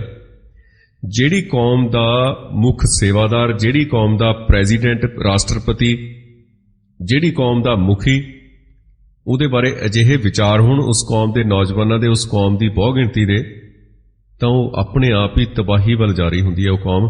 ਤੇ ਇਹ ਸਥਿਤੀ ਉਹਨਾਂ ਨੇ ਆਪ ਬਣਾਈ ਤੇ ਇਹ ਸਥਿਤੀ ਦੇ ਇਸ ਤਰੀਕੇ ਦੇ ਜੋ ਰੋਸ ਸਨ, ਵਿਅੰਗ ਸਨ, ਉਹ ਉਹਨਾਂ ਦੇ ਲਈ ਜ਼ਿੰਮੇਵਾਰ ਸਨ ਖੁਦ, ਤੇ ਉਹ ਲਾਇਕ ਹੀ ਸਨ ਉਸਦੇ। ਉਸ ਮੌਕੇ ਤੇ ਬਹੁਤ ਜ਼ਿਆਦਾ ਦੁਖੀ ਤੇ ਅਪਮਾਨਿਤ ਹੋਏ ਮਹਿਸੂਸ ਕਰ ਰਹੇ ਸਿੱਖ ਭਾਈਚਾਰੇ ਨੂੰ ਕਿਸੇ ਸਿੱਖ ਰਹਿਬਰ ਦੀ ਜ਼ਾਲਮ ਹਕੂਮਤ ਦੇ ਮੂਹਰੇ ਕਮਜ਼ੋਰ ਤੇ ਨਿਮਾਣਾ ਜਿਹਾ ਬਣ ਕੇ ਪੇਸ਼ ਹੋਣ ਵਾਲੀ ਗੱਲ ਜਾਂ ਤਾਂ ਸਿਰੇ ਤੋਂ ਹੀ ਉਹ ਖਾਰਜ ਕਰ ਦਿੰਦੇ ਸਨ, ਉਹਨਾਂ ਨੂੰ ਮਨਜ਼ੂਰ ਹੀ ਨਹੀਂ ਸੀ ਏਦਾਂ ਦੀ ਗੱਲ। ਕਿਸੇ ਵਕਾਰ ਵਾਲੇ ਸਿੱਖ ਹਸਤੀ, ਵਕਾਰ ਵਾਲੀ ਸਿੱਖ ਹਸਤੀ ਜਾਂ ਉਹਦਾ ਜ਼ਾਲਮ ਹਕੂਮਤ ਦੇ ਅੱਗੇ ਲਿਫਣਾ, ਥੋੜਾ ਜਿਹਾ ਵੀ 1 ਇੰਚ ਵੀ ਲਿਫਣਾ, ਸਿੱਖਾਂ ਦੇ ਨੌਜਵਾਨ ਵਰਗ ਦੇ ਤਾਂ ਖਾਸ ਕਰਕੇ ਉਹਨਾਂ ਦੇ ਛਾਤੀ ਦੇ ਅੰਦਰ ਲਾਂਬੂ ਲਾ ਦਿੰਦਾ ਸੀ, ਅੱਗ ਬਲਦੀ ਸੀ। ਉਸ ਵੇਲੇ ਛਲਣੀ ਹੋਏ ਸਿੱਖ ਹਿਰਦਿਆਂ ਦੇ ਅੰਦਰ ਬਾਬਾ ਜਰਨੈਲ ਸਿੰਘ ਦਾ ਜਿਹੜਾ ਜਰਨੈਲੀ ਬਿੰਬ ਸੀ, ਜੋ ਜਰਨੈਲੀ ਛਵੀ ਸੀ, ਇਮੇਜ ਬਣ ਚੁੱਕੀ ਸੀ, ਉਹ ਇੱਕ ਤੜਪ ਬਣ ਕੇ ਉਸ ਸਿੱਖ ਹਿਰਦਿਆਂ 'ਚ ਸਮਾਈ ਹੋਈ ਸੀ, ਸਮਾਈ ਹੋਈ ਹੈ ਤੇ ਐਸੇ ਤਰ੍ਹਾਂ ਸਮਾਈ ਰਹਿਣੀ ਹੈ। ਇੱਕ ਦਰਦ, ਇੱਕ ਸੂਲ ਬਣ ਕੇ ਖੁੱਭੀ ਹੋਈ ਸੀ ਬਾਬਾ ਜਰਨੈਲ ਸਿੰਘ ਦੀ ਜਿਹੜੀ ਛਵੀ ਸੀ। ਉਹ ਬਾਬਾ ਜਰਨੈਲ ਸਿੰਘ ਦਾ ਧੜੱਲਾ ਤੇ ਇੰਨੀ ਦਲੇਰੀ, ਉਹਨਾਂ ਦਾ ਨਾ ਝੁਕਣ ਵਾਲਾ ਇਰਾਦਾ ਤੇ ਫੌਲਾਦੀ ਦ੍ਰਿੜਤਾ, ਸੱਚ ਚਰਿੱਤਰਤਾ, ਨਿਸ਼ਕਪਟਤਾ, ਕੁਰਬਾਨੀ ਦੀ ਸਪਿਰਿਟ, ਸੂਰਮਗਤੀ ਦਾ ਜਜ਼ਬਾ ਤੇ ਉਹਨਾਂ ਦੀ ਫਕੀਰੀ, ਉਹਨਾਂ ਨੇ ਸੰਗਤਾਂ ਨੇ ਜਾਂ ਲੋਕਾਂ ਨੇ ਬਾਬਾ ਜਰਨੈਲ ਸਿੰਘ ਦਾ ਕੌਮ ਦੇ ਜਿਹੜੇ ਦੁੱਖ ਹੀ ਸਨ ਉਹਨਾਂ ਪ੍ਰਤੀ ਅਖੜ ਸੁਭਾਅ ਤਾਂ ਦੇਖਿਆ ਹੋਵੇਗਾ, ਪਰ ਉਹਨਾਂ ਦੀ ਜਿਹੜੀ ਫਕੀਰੀ ਹੈ ਨਾ, ਸਾਦਗੀ ਸੀ ਜਿਹੜੀ ਉਹਨਾਂ ਦੀ, ਨਿਰਮਲਤਾ ਸੀ, ਉਹ ਬਹੁਤ ਘੱਟ ਲੋਕਾਂ ਨੇ ਦੇਖੀ ਹੋਏਗੀ। ਆਖਰੀ ਸਮੇਂ ਜਦੋਂ ਸ਼ਹਾਦਤ ਹੁੰਦੀ ਹੈ ਤੇ ਉਸ ਵੇਲੇ ਵੀ ਉਹ ਭਾਈ ਅਮਰੀਕ ਸਿੰਘ ਹੋਰਾਂ ਨਾਲ, ਨਿਰੰਤਰ ਸਿੰਘ ਹੋਰਾਂ ਨਾਲ, ਉਹ ਆਖਰੀ ਸਮੇਂ ਵੀ ਉਹ ਹੱਸਦੇ ਰਹੇ ਨੇ। ਜਦੋਂ ਉਹਨਾਂ ਨੂੰ ਪਤਾ ਕਿ ਹੁਣ ਇਸ ਤੋਂ ਬਾਅਦ ਮੌਤ ਨੂੰ ਵਿਆਹਣ ਲਈ ਜਦੋਂ ਜਾਣਾ ਤਾਂ ਘੋੜੀ ਤਿਆਰ ਖੜੀ ਹੈ ਤੇ ਘੋੜੀ ਚੜ੍ਹਨ ਦੀ ਜਦੋਂ ਗੱਲ ਹੈ, ਉਦੋਂ ਤੱਕ ਉਹ ਮਜ਼ਾਕ ਕਰਦੇ ਰਹੇ ਨੇ ਜਜ਼ਬਾ ਕੁਰਬਾਨੀ ਦਾ। ਤਾਂ ਇਸ ਚੀਜ਼ ਨੇ ਸਿੱਖਾਂ ਦੇ ਮਨਾਂ ਨੂੰ ਇਸ ਤਰੀਕੇ ਨਾਲ ਮੋਹਿਆ ਹੋਇਆ ਸੀ ਕਿ ਇਹ ਤੋਂ ਘੱਟ ਕੋਈ ਗੱਲ ਉਹਨਾਂ ਦੀ ਤਸੱਲੀ ਨਹੀਂ ਸੀ ਕਰਾਉਂਦੀ ਹੈਗੀ। ਉਸ ਤੋਂ ਕੋਈ 1 ਇੰਚ ਵੀ ਥੱਲੇ ਕੋਈ ਲੀਡਰ ਸਿੱਖਾਂ ਨੂੰ ਪ੍ਰਵਾਨ ਨਹੀਂ ਸੀ ਹੈਗਾ। ਲੀਡਰ ਦੀ ਕਮਜ਼ੋਰੀ ਤੇ ਉਸ ਦੀ ਮਾਨਸਿਕ ਅਵਸਥਾ ਜਿਹੜੀ ਮਾੜੀ ਹੋਵੇ, ਦੋਗਲਾਪਣ ਤੇ ਡਾਵਾਡੋਲਤਾ ਹੋਵੇ, ਉਹ ਬੁੱਕਲ 'ਚ ਗੁੜ ਦੀ ਭੇਲੀ ਭੰਨਣ ਦੀ ਜਿਹੜੀ ਆਦਤ ਸੀ ਇਹਨਾਂ ਨੂੰ, ਮਤਲਬ ਓਲੇ ਵਾਲੀ ਰਾਜਨੀਤੀ, ਉਹ ਉਹਨਾਂ ਦੇ ਅੰਦਰ ਕੁਰੈਤ ਪੈਦਾ ਕਰਦੀ ਸੀ ਲੀਡਰਾਂ ਦੇ ਅੰਦਰ। ਦਰਬਾਰ ਸਾਹਿਬ ਤੇ ਹਮਲੇ ਤੋਂ ਬਾਅਦ ਇਹ ਸਿੱਖਾਂ ਦੇ ਜਿਹੜੇ ਅੰਦਰਲੇ ਮਨ ਦੀ ਹਾਲਤ ਸੀ ਉਹ ਅਸੀਂ ਤੁਹਾਨੂੰ ਸਪਸ਼ਟ ਕਰਨ ਦੀ ਕੋਸ਼ਿਸ਼ ਕਰ ਰਹੇ ਹਾਂ। ਇਸ ਤਰੀਕੇ ਦਾ ਇੱਕ ਮਾਹੌਲ ਬਣਿਆ ਹੋਇਆ ਸੀ ਤੇ ਉਸ ਤਕਰੀਬਨ ਇੱਕ ਦਹਾਕਾ ਪੂਰਾ ਰਿਹਾ ਇਹ ਹਾਲ ਸਿੱਖ ਕੌਮ ਦਾ, ਜਦੋਂ ਤੱਕ ਇਹਨਾਂ ਨੇ ਸਾਜ਼ਿਸ਼ਾਂ ਰਚ ਕੇ ਉਹ ਮਾਹੌਲ ਨੂੰ ਤੋੜ ਨਹੀਂ ਦਿੱਤਾ ਹੈਗਾ। ਕੌਮ ਨੂੰ 3-13 ਦੇ ਚੱਕਰ 'ਚ ਪਾਇਆ ਗਿਆ ਜਾਣਬੁੱਝ ਕੇ, ਤਾਂ ਕਿ ਉਹ ਸੰਤਾਂ ਨੂੰ, ਬਾਬਾ ਜਰਨੈਲ ਸਿੰਘ ਹੋਰਾਂ ਨੂੰ ਪੱਕੇ ਆਪਣੇ ਮਨ ਦੇ ਵਿੱਚ ਨਾ ਸਮਾ ਲੈਣ, ਪੱਕੇ ਇੱਕੋ ਏਜੰਡਾ ਕੌਮ ਦਾ ਨਾ ਬਣ ਜਾਵੇ। ਉਹ ਜਿਹੜੀ ਗੱਲ ਕਹੀ ਸੀ ਉਹਨਾਂ ਨੇ ਕਿ ਜਦੋਂ ਦਰਬਾਰ ਸਾਹਿਬ ਤੇ ਫੌਜ ਜਾਂ ਪੁਲਿਸ ਚੜ੍ਹਾਈ ਕਰੇਗੀ, ਹਮਲਾ ਕਰੂਗੀ, ਜਦੋਂ ਦਰਬਾਰ ਸਾਹਿਬ ਦੀ ਪਰਿਕਰਮਾ 'ਚ ਪੈਰ ਪਾਏਗੀ ਫੌਜ ਜਾਂ ਪੁਲਿਸ, ਉਦੋਂ ਖਾਲਿਸਤਾਨ ਦਾ ਨੀਂਹ ਪੱਥਰ ਰੱਖਿਆ ਜਾਊਗਾ। ਉਹ ਗੱਲ ਨੂੰ ਭੁਲਾਉਣ ਦੇ ਲਈ ਇਹ ਸਾਰਾ ਕੁਝ ਕੀਤਾ ਗਿਆ। ਉਹ ਏਜੰਡਾ ਸਾਡੇ ਕੋਲੋਂ, ਸਾਡੇ ਸਾਹਮਣੇ ਏਜੰਡਾ ਪਿਆ ਸੀ ਤੇ ਉਸ ਨੂੰ ਲੁਕਾਉਣ ਦੀ ਇਹਨਾਂ ਨੇ ਕੋਸ਼ਿਸ਼ ਕੀਤੀ, ਉਸ ਨੂੰ ਕਾਫੀ ਹੱਦ ਤੱਕ ਲੁਕੋਇਆ ਗਿਆ। ਤੇ ਇਹ ਜਿਹੜਾ ਜਜ਼ਬਾ ਸੀ ਜਦੋਂ ਸ਼ਹਾਦਤ ਹੁੰਦੀ ਹੈ ਸੰਤਾਂ ਦੀ, ਉਸ ਤੋਂ ਬਾਅਦ ਹੌਲੀ-ਹੌਲੀ ਕਮਜ਼ੋਰ ਪੈਂਦਾ ਚਲਾ ਗਿਆ। ਤੇ ਇਸ ਸੰਬੰਧ 'ਚ ਜੇ ਅਸੀਂ ਦੇਖੀਏ, ਪੰਜ ਸਿੰਘ ਸਾਹਿਬਾਨ ਦੇ ਸਾਹਮਣੇ ਇਸ ਤਰ੍ਹਾਂ ਦੀਆਂ ਜਿਹੜੀਆਂ ਚੁਣੌਤੀਆਂ ਵੀ ਸਨ ਤੇ ਇੱਕ ਤਰੀਕੇ ਨਾਲ ਉਹਨਾਂ ਨੂੰ ਜਿਹੜਾ ਸੀ ਕੇਂਦਰ ਸਰਕਾਰ ਨੇ ਪ੍ਰੋਟੈਕਟ ਵੀ ਕੀਤਾ, ਤਾਂ ਕਿ ਇਹਨਾਂ ਨੂੰ ਕੋਈ ਗੱਡੀ ਨਾ ਚਾੜ ਦੇਵੇ। ਸਿੱਖਾਂ 'ਚ ਗੁੱਸਾ ਬਹੁਤ ਸੀ ਉਦੋਂ। ਇੱਕ ਥਾਂ ਦੇ ਉੱਤੇ ਗਿਆਨੀ ਸਾਹਿਬ ਸਿੰਘ ਨੂੰ ਜਿਹੜਾ ਕਹਿੰਦਾ ਸੀ ਕਿ ਕੋਠਾ ਸਾਹਿਬ ਠੀਕ ਠਾਕ ਹੈ, ਕਿਸੇ ਨੇ ਲੱਤ ਵੀ ਮਾਰੀ ਸੀ। ਸਭ ਤੋਂ ਵੱਡੀ ਜਿਹੜੀ ਗੱਲ ਦੀ ਮੁਸ਼ਕਲ ਹੈ ਉਹ ਇਹ ਸੀ ਕਿ ਉਸ ਵੇਲੇ ਸਿੱਖ ਕੌਮ ਦੇ ਅੰਦਰ ਰੋਸ ਤੇ ਗੁੱਸੇ ਦਾ ਜਿਹੜਾ ਵਹਿਣ ਵਹਿ ਰਿਹਾ ਸੀ, ਸਿੰਘ ਸਾਹਿਬਾਨ ਦੇ ਸਿਆਸੀ ਦ੍ਰਿਸ਼ਟੀਕੋਣ ਤੇ ਉਹਨਾਂ ਦੇ ਹਿਸਾਬ ਦੇ ਨਾਲ ਉਹ ਫਿੱਟ ਨਹੀਂ ਸੀ ਬੈਠ ਰਿਹਾ ਬਿਲਕੁਲ ਵੀ। ਸਿੱਖ ਜਜ਼ਬਾਤਾਂ ਦੀ ਹਾਲਤ ਇਹ ਸੀ ਕਿ ਕੁਝ ਕੁ ਕਮਜ਼ੋਰ ਦਿਲਾਂ ਵਾਲੇ ਜਾਂ ਸਵਾਰਥ ਵਾਲੇ ਸੀ ਹੁੰਦੇ, ਜਿਹੜੇ ਨਿੱਜੀ ਸਵਾਰਥ ਸਨ, ਜਾਂ ਸਰਕਾਰ ਦੇ ਭਗਤ ਜਿਹੜੇ ਸਿੱਖ ਸਨ, ਉਹਨਾਂ ਨੂੰ ਛੱਡ ਕੇ ਸਿੱਖ ਕੌਮ ਦਾ ਬਹੁਤ ਵੱਡਾ ਹਿੱਸਾ ਦਰਬਾਰ ਸਾਹਿਬ ਤੇ ਫੌਜੀ ਹਮਲੇ ਲਈ ਜ਼ਿੰਮੇਵਾਰ ਸਿਆਸੀ ਹੁਕਮਰਾਨਾਂ ਤੇ ਗੁਰੂ ਮਾਰ ਪਲਟਣਾ ਦੀ ਅਗਵਾਈ ਕਰਨ ਵਾਲੇ ਫੌਜੀ ਜਰਨੈਲਾਂ ਨਾਲ ਕਿਸੇ ਵੀ ਪੱਧਰ ਦੇ ਉੱਤੇ ਕਿਸੇ ਵੀ ਤਰ੍ਹਾਂ ਦਾ ਤਾਲਮੇਲ ਨਾ ਰੱਖਣ ਤੇ ਉਹਨਾਂ ਨੂੰ ਕਿਸੇ ਵੀ ਰੂਪ 'ਚ ਕੋਈ ਸਹਿਯੋਗ ਨਾ ਦੇਣ ਦੀ ਜਿਹੜੀ ਅਡੋਲ ਸਿਆਸੀ ਸੇਧ ਅਪਣਾ ਕੇ ਚੱਲਣ ਦਾ ਮੁਦਈ ਸੀ। ਪਰ ਅਕਾਲੀ ਲੀਡਰ ਤੇ ਉਹਨਾਂ ਦੀ ਪਰਛਾਵੀਂ ਦੇ ਥੱਲੇ ਸਿੰਘ ਸਾਹਿਬਾਨ ਜਿਸ ਕਿਸਮ ਦੇ ਰਾਜਨੀਤਿਕ ਸਿਆਸੀ ਦ੍ਰਿਸ਼ਟੀਕੋਣ ਦੇ ਆਚਾਰ ਵਿਹਾਰ ਦੇ ਆਦੀ ਹੋ ਚੁੱਕੇ ਸਨ, ਉਹਦੇ 'ਚ ਉਹਨਾਂ ਲਈ ਇਸ ਤਰ੍ਹਾਂ ਦੀ ਸ਼ੁੱਧ ਤੇ ਕੱਟੜ ਸੇਧ ਅਪਣਾ ਕੇ ਚੱਲਣਾ ਔਖੀ ਗੱਲ ਸੀ। ਉਹ ਚੱਲ ਹੀ ਨਹੀਂ ਸਨ ਸਕਦੇ। ਵਰਨਾ ਜਿਸ ਤਰੀਕੇ ਨਾਲ ਮੌਕਾ ਗਿਆਨੀ ਕਿਰਪਾਲ ਸਿੰਘ ਨੂੰ ਉਸ ਵੇਲੇ ਮਿਲਿਆ, ਤਾਂ ਇੱਕ ਚੁਟਕੀ, ਇੱਕ ਅੱਖ ਦੇ ਫੋਰ ਜਿੰਨੇ ਫਰਕ ਦੇ ਨਾਲ ਅਸੀਂ ਰਾਜ ਹਾਸਲ ਕਰ ਸਕਦੇ ਸਾਂ। ਉਸ ਤੋਂ ਬਾਅਦ ਹਾਲਾਤ ਇਸ ਤਰੀਕੇ ਨਾਲ ਕਰਵਟ ਲੈਂਦੇ ਨੇ ਬਹੁਤ ਜਲਦੀ ਤੇ ਸਿੱਖਾਂ ਦੇ ਰੋਸ ਨੂੰ, ਸਿੱਖਾਂ ਦੇ ਗੁੱਸੇ ਨੂੰ ਠੰਡਾ ਕਰਨ ਲਈ ਜਿਵੇਂ ਕੇਂਦਰ ਸਰਕਾਰ ਨੇ ਗਿਆਨੀ ਕਿਰਪਾਲ ਸਿੰਘ ਨੂੰ ਵਰਤਿਆ, ਉਹ ਆਪਣੇ ਆਪ ਦੇ ਵਿੱਚ ਕਾਫੀ ਤਰ੍ਹਾਂ ਦੇ ਸਵਾਲ ਖੜੇ ਹੁੰਦੇ ਨੇ ਉਹਦੇ ਨਾਲ। ਸੰਤਾਂ ਦੀ ਸ਼ਹੀਦੀ ਉਹਦੇ ਨਾਲ ਖਤਮ ਕਰਨ ਦੀ ਕੋਸ਼ਿਸ਼ ਕੀਤੀ ਗਈ, ਸਿੱਖਾਂ ਦਾ ਗੁੱਸਾ ਖਤਮ ਕਰਨ ਦਾ ਕੋਸ਼ਿਸ਼ ਕੀਤਾ ਗਿਆ। ਜਿਹੜੀ ਕੌਮ ਨੂੰ ਜਗਾਉਣ ਦੇ ਲਈ 100 ਸਾਲ ਲੱਗਦੇ ਨੇ, 200 ਸਾਲ ਲੱਗਦੇ ਨੇ, ਉਹ ਸੰਤਾਂ ਨੇ ਸ਼ਹਾਦਤ ਦੇ ਕੇ ਆਪਣੀ ਕੁਝ ਪਲਾਂ ਦੇ ਵਿੱਚ ਉਹ ਕੌਮ ਨੂੰ ਜਗਾ ਕੇ ਗੁੱਸਾ ਪੈਦਾ ਕੀਤਾ, ਉਸ ਕੌਮ ਦੇ ਵਿੱਚ ਅਹਿਸਾਸ ਕਰਵਾਇਆ ਕਿ ਅਸੀਂ ਗੁਲਾਮ ਹਾਂ। ਇਹ ਗੱਲਾਂ ਬਹੁਤ ਧਿਆਨ ਦੇਣਾ ਮੰਗਦੀਆਂ ਨੇ। ਜਦੋਂ ਤੱਕ ਅਸੀਂ ਇਹਨਾਂ ਨੂੰ ਬਾਰੀਕ ਬੀਨੀ ਦੇ ਨਾਲ ਸਮਝਾਂਗੇ ਨਹੀਂ, ਗੁੱਸਾ ਕਰਨ ਦੀ ਲੋੜ ਨਹੀਂ ਹੈਗੀ ਕਿਸੇ ਨਾਲ। ਗੁੱਸਾ ਕਮਜ਼ੋਰ ਦਿਲਾਂ ਵਾਲੇ, ਕਮਜ਼ੋਰ ਲੋਕ ਗੁੱਸਾ ਕਰਦੇ ਨੇ ਇੱਕ ਦੂਸਰੇ ਤੇ। ਆਪਸ ਦੇ ਵਿੱਚ ਵੀ ਜਦੋਂ ਦੋ ਭਰਾ ਖੈਬੜਦੇ ਨੇ ਆਪਸ ਦੇ ਵਿੱਚ ਵੀ, ਉਹ ਵੀ ਕਮਜ਼ੋਰ ਹੀ ਹੁੰਦੇ ਨੇ। ਸਰੀਰਕ ਪੱਖੋਂ ਕਮਜ਼ੋਰ ਬੰਦੇ ਨੂੰ ਗੁੱਸਾ ਬੜੀ ਜਲਦੀ ਆਉਂਦਾ। ਹੱਕ ਤੇ ਸੱਚ ਖੜਨ ਵਾਲੇ ਨੂੰ ਗੁੱਸਾ ਜਲਦੀ ਆਉਂਦਾ, ਭਾਵੇਂ ਉਹ ਤਕੜਾ ਵੀ ਹੋਵੇ। ਜਿਹੜਾ ਵਿਚਾਰਵਾਨ ਹੁੰਦਾ, ਜਿਹਦੇ ਕੋਲ ਵਿਚਾਰ ਦੀ ਸ਼ਕਤੀ ਹੈ, ਤਾਕਤ ਹੈ, ਉਹਨੂੰ ਗੁੱਸਾ ਨਹੀਂ ਆਉਂਦਾ। ਉਹ ਆਪਣੇ ਵਿਚਾਰ ਨਾਲ, ਸ਼ਬਦ ਨਾਲ ਹੀ ਮਾਰ ਲੈਂਦਾ, ਪਾਲਾ ਜਿੱਤ ਲੈਂਦਾ, ਜੰਗ ਜਿੱਤ ਲੈਂਦਾ। ਕਈ ਵਾਰੀ ਸਥਿਤੀਆਂ ਐਦਾਂ ਦੀਆਂ ਆ ਜਾਂਦੀਆਂ ਨੇ, ਸੰਗਤ ਦੇ ਵਿੱਚ ਬੈਠ ਕੇ ਗੁਰਦੁਆਰਿਆਂ ਦੀਆਂ ਪ੍ਰਧਾਨਗੀਆਂ ਹੁੰਦੀਆਂ ਨੇ, ਵਿਦੇਸ਼ਾਂ ਦੇ ਵਿੱਚ ਵੀ ਸਾਡੇ ਪ੍ਰਵਾਸੀ ਭਰਾ ਨੇ, ਜਦੋਂ ਇਸ ਤਰ੍ਹਾਂ ਦੀ ਕੋਈ ਗੱਲ ਆਉਂਦੀ ਹੈ ਤਾਂ ਸਾਨੂੰ ਗੁੱਸਾ ਆਉਂਦਾ ਆਪਸ ਦੇ ਵਿੱਚ ਕਿ ਜੇ ਮੈਂ ਪ੍ਰਧਾਨ ਹੋਵਾਂ ਤੇ ਮੈਂ ਇਸ ਤਰੀਕੇ ਨਾਲ ਠੀਕ ਕਰਦਾ। ਪਰ ਸਾਨੂੰ ਇਹੋ ਜਿਹੀਆਂ ਜਿਹੜੀਆਂ ਗੱਲਾਂ ਨੇ ਉਹਨਾਂ ਤੋਂ ਬਚ ਕੇ ਸਾਨੂੰ ਇਹ ਕੋਸ਼ਿਸ਼ ਕਰਨੀ ਚਾਹੀਦੀ ਹੈ ਕਿ ਅਸੀਂ ਏਜੰਡਾ ਸੁੱਟ ਦਈਏ, ਸੰਗਤ ਦੇ ਵਿੱਚ ਏਜੰਡਾ ਦੇ ਦਈਏ ਕਿ ਉਹ ਏਜੰਡੇ ਤੇ ਚੱਲਣਾ। ਜਿਹੜਾ ਗੁਰੂ ਦਾ ਦੋਖੀ ਉਸ ਗੁਰਦੁਆਰੇ ਦਾ ਪ੍ਰਧਾਨ ਬਣਿਆ ਹੋਇਆ, ਜਿਹਦੇ ਕਬਜ਼ੇ ਦੇ ਵਿੱਚ ਜਾਂ ਜਿਹਦੀ ਪ੍ਰਧਾਨਗੀ ਦੇ ਉੱਤੇ, ਕਮੇਟੀ ਦੇ ਉੱਤੇ ਪ੍ਰਧਾਨਗੀ ਹੈ ਉਸ ਸੰਬੰਧਿਤ ਗੁਰਦੁਆਰੇ ਦੀ, ਤਾਂ ਉਹ ਆਪਣੇ ਆਪ ਹੀ ਛੱਡ ਜੇ ਉਹ ਏਜੰਡਾ ਨਿਭਾ ਸਕਦਾ ਤਾਂ ਭਲੀ, ਜੇ ਨਹੀਂ ਨਿਭਾ ਸਕਦਾ ਤਾਂ ਆਪੇ ਪਿੱਛੇ ਹੋ ਜਾਊਗਾ। ਏਜੰਡਾ ਦੇ ਦਿਓ ਉਹਨੂੰ ਇੱਕ ਵਾਰ। ਇਹ ਗੱਲ ਬਾਅਦ ਚ ਕਰਾਂਗੇ ਆਪਾਂ ਸੰਤਾਂ ਦੀ ਗੱਲ ਕਰ ਰਹੇ ਹਾਂ ਇਸ ਵੇਲੇ। ਸੋ ਸੰਤਾਂ ਦੀ ਸ਼ਹਾਦਤ ਨੂੰ ਅਸੀਂ ਤਾਂ ਅੱਗੇ ਲੈ ਕੇ ਆ ਸਕਦੇ ਹਾਂ ਜਦੋਂ ਅਸੀਂ ਸਹਿਣਸ਼ੀਲਤਾ ਦੇ ਨਾਲ ਇਸ ਦੇ ਉੱਤੇ ਵਿਚਾਰ ਕਰਾਂਗੇ।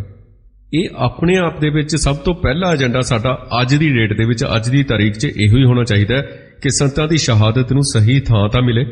ਘੱਟੋ ਘੱਟ ਜੇ ਧੂਮਾ ਸਰਕਾਰ ਦੇ ਪਹਿਰੇ ਥੱਲੇ ਸਰਕਾਰ ਦੀ ਬੁੱਕਲ ਦੇ ਵਿੱਚ ਵੜ ਕੇ ਇੱਕ ਅਡੰਬਰ ਕਰ ਸਕਦਾ ਸ੍ਰੀ ਦਰਬਾਰ ਸਾਹਿਬ ਕੰਪਲੈਕਸ ਦੇ ਵਿੱਚ ਸ਼ਹੀਦਾਂ ਦੀ ਯਾਦਗਾਰ ਬਣਾਉਣ ਦੇ ਲਈ, ਤੇ ਇੱਕ ਗਿਣੀ ਮਿਥੀ ਸਾਜ਼ਿਸ਼ ਦੇ ਤਹਿਤ ਪਹਿਲਾਂ ਤਾਂ ਸੰਤ ਜਰਨੈਲ ਸਿੰਘ ਜੀ ਹੋਰਾਂ ਦਾ ਉੱਥੇ ਨਾਮ ਲਿਖਿਆ ਜਾਂਦਾ, ਬਾਅਦ ਦੇ ਵਿੱਚ ਉਹ ਨਾਮ ਵੀ ਉੱਥੋਂ ਸਾਫ਼ ਕਰ ਦਿੱਤਾ ਜਾਂਦਾ, ਤੇ ਕਹਿੰਦੇ ਨੇ ਕਿ ਇੱਕ ਗੁਰਦੁਆਰੇ ਤੋਂ ਵੱਧ ਨਹੀਂ ਹੈਗੀ ਉਹ ਥਾਂ, ਤੇ ਯਾਦਗਾਰ ਹੈ ਬਸ, ਗੁਰਦੁਆਰੇ ਤੋਂ ਵੱਧ ਨਹੀਂ ਹੈਗੀ।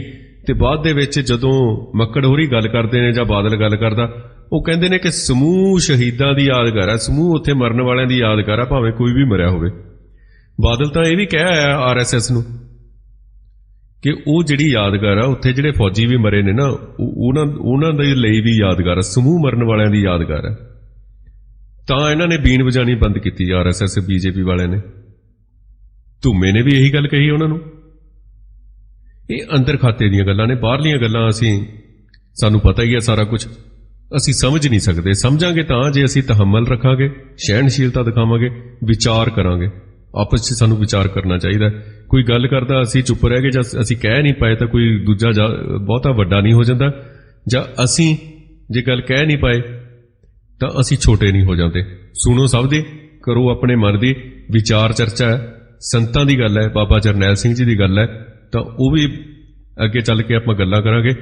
ਬਹੁਤ ਤਰੀਕੇ ਨਾਲ ਉਹਨਾਂ ਦਾ ਸੁਭਾਅ, ਕਾਫੀ ਨਰਮ ਸੁਭਾਅ ਦੀ ਵੀ ਗੱਲ ਕਰਾਂਗੇ ਕਿ ਕਿੰਨੇ ਨਰਮ ਉਹ ਸਹਿਣਸ਼ੀਲ ਬਹੁਤ ਜ਼ਿਆਦਾ ਸਨ, ਤੇ ਉਹਨਾਂ ਦੇ ਉੱਤੇ ਬਾਬਾ ਠਾਕਰ ਸਿੰਘ ਜੀ ਦੀ ਜਿਹੜੀ ਸ਼ਖਸੀਅਤ ਸੀ ਉਹਦਾ ਕਾਫੀ ਵੱਡਾ ਅਸਰ ਸੀ।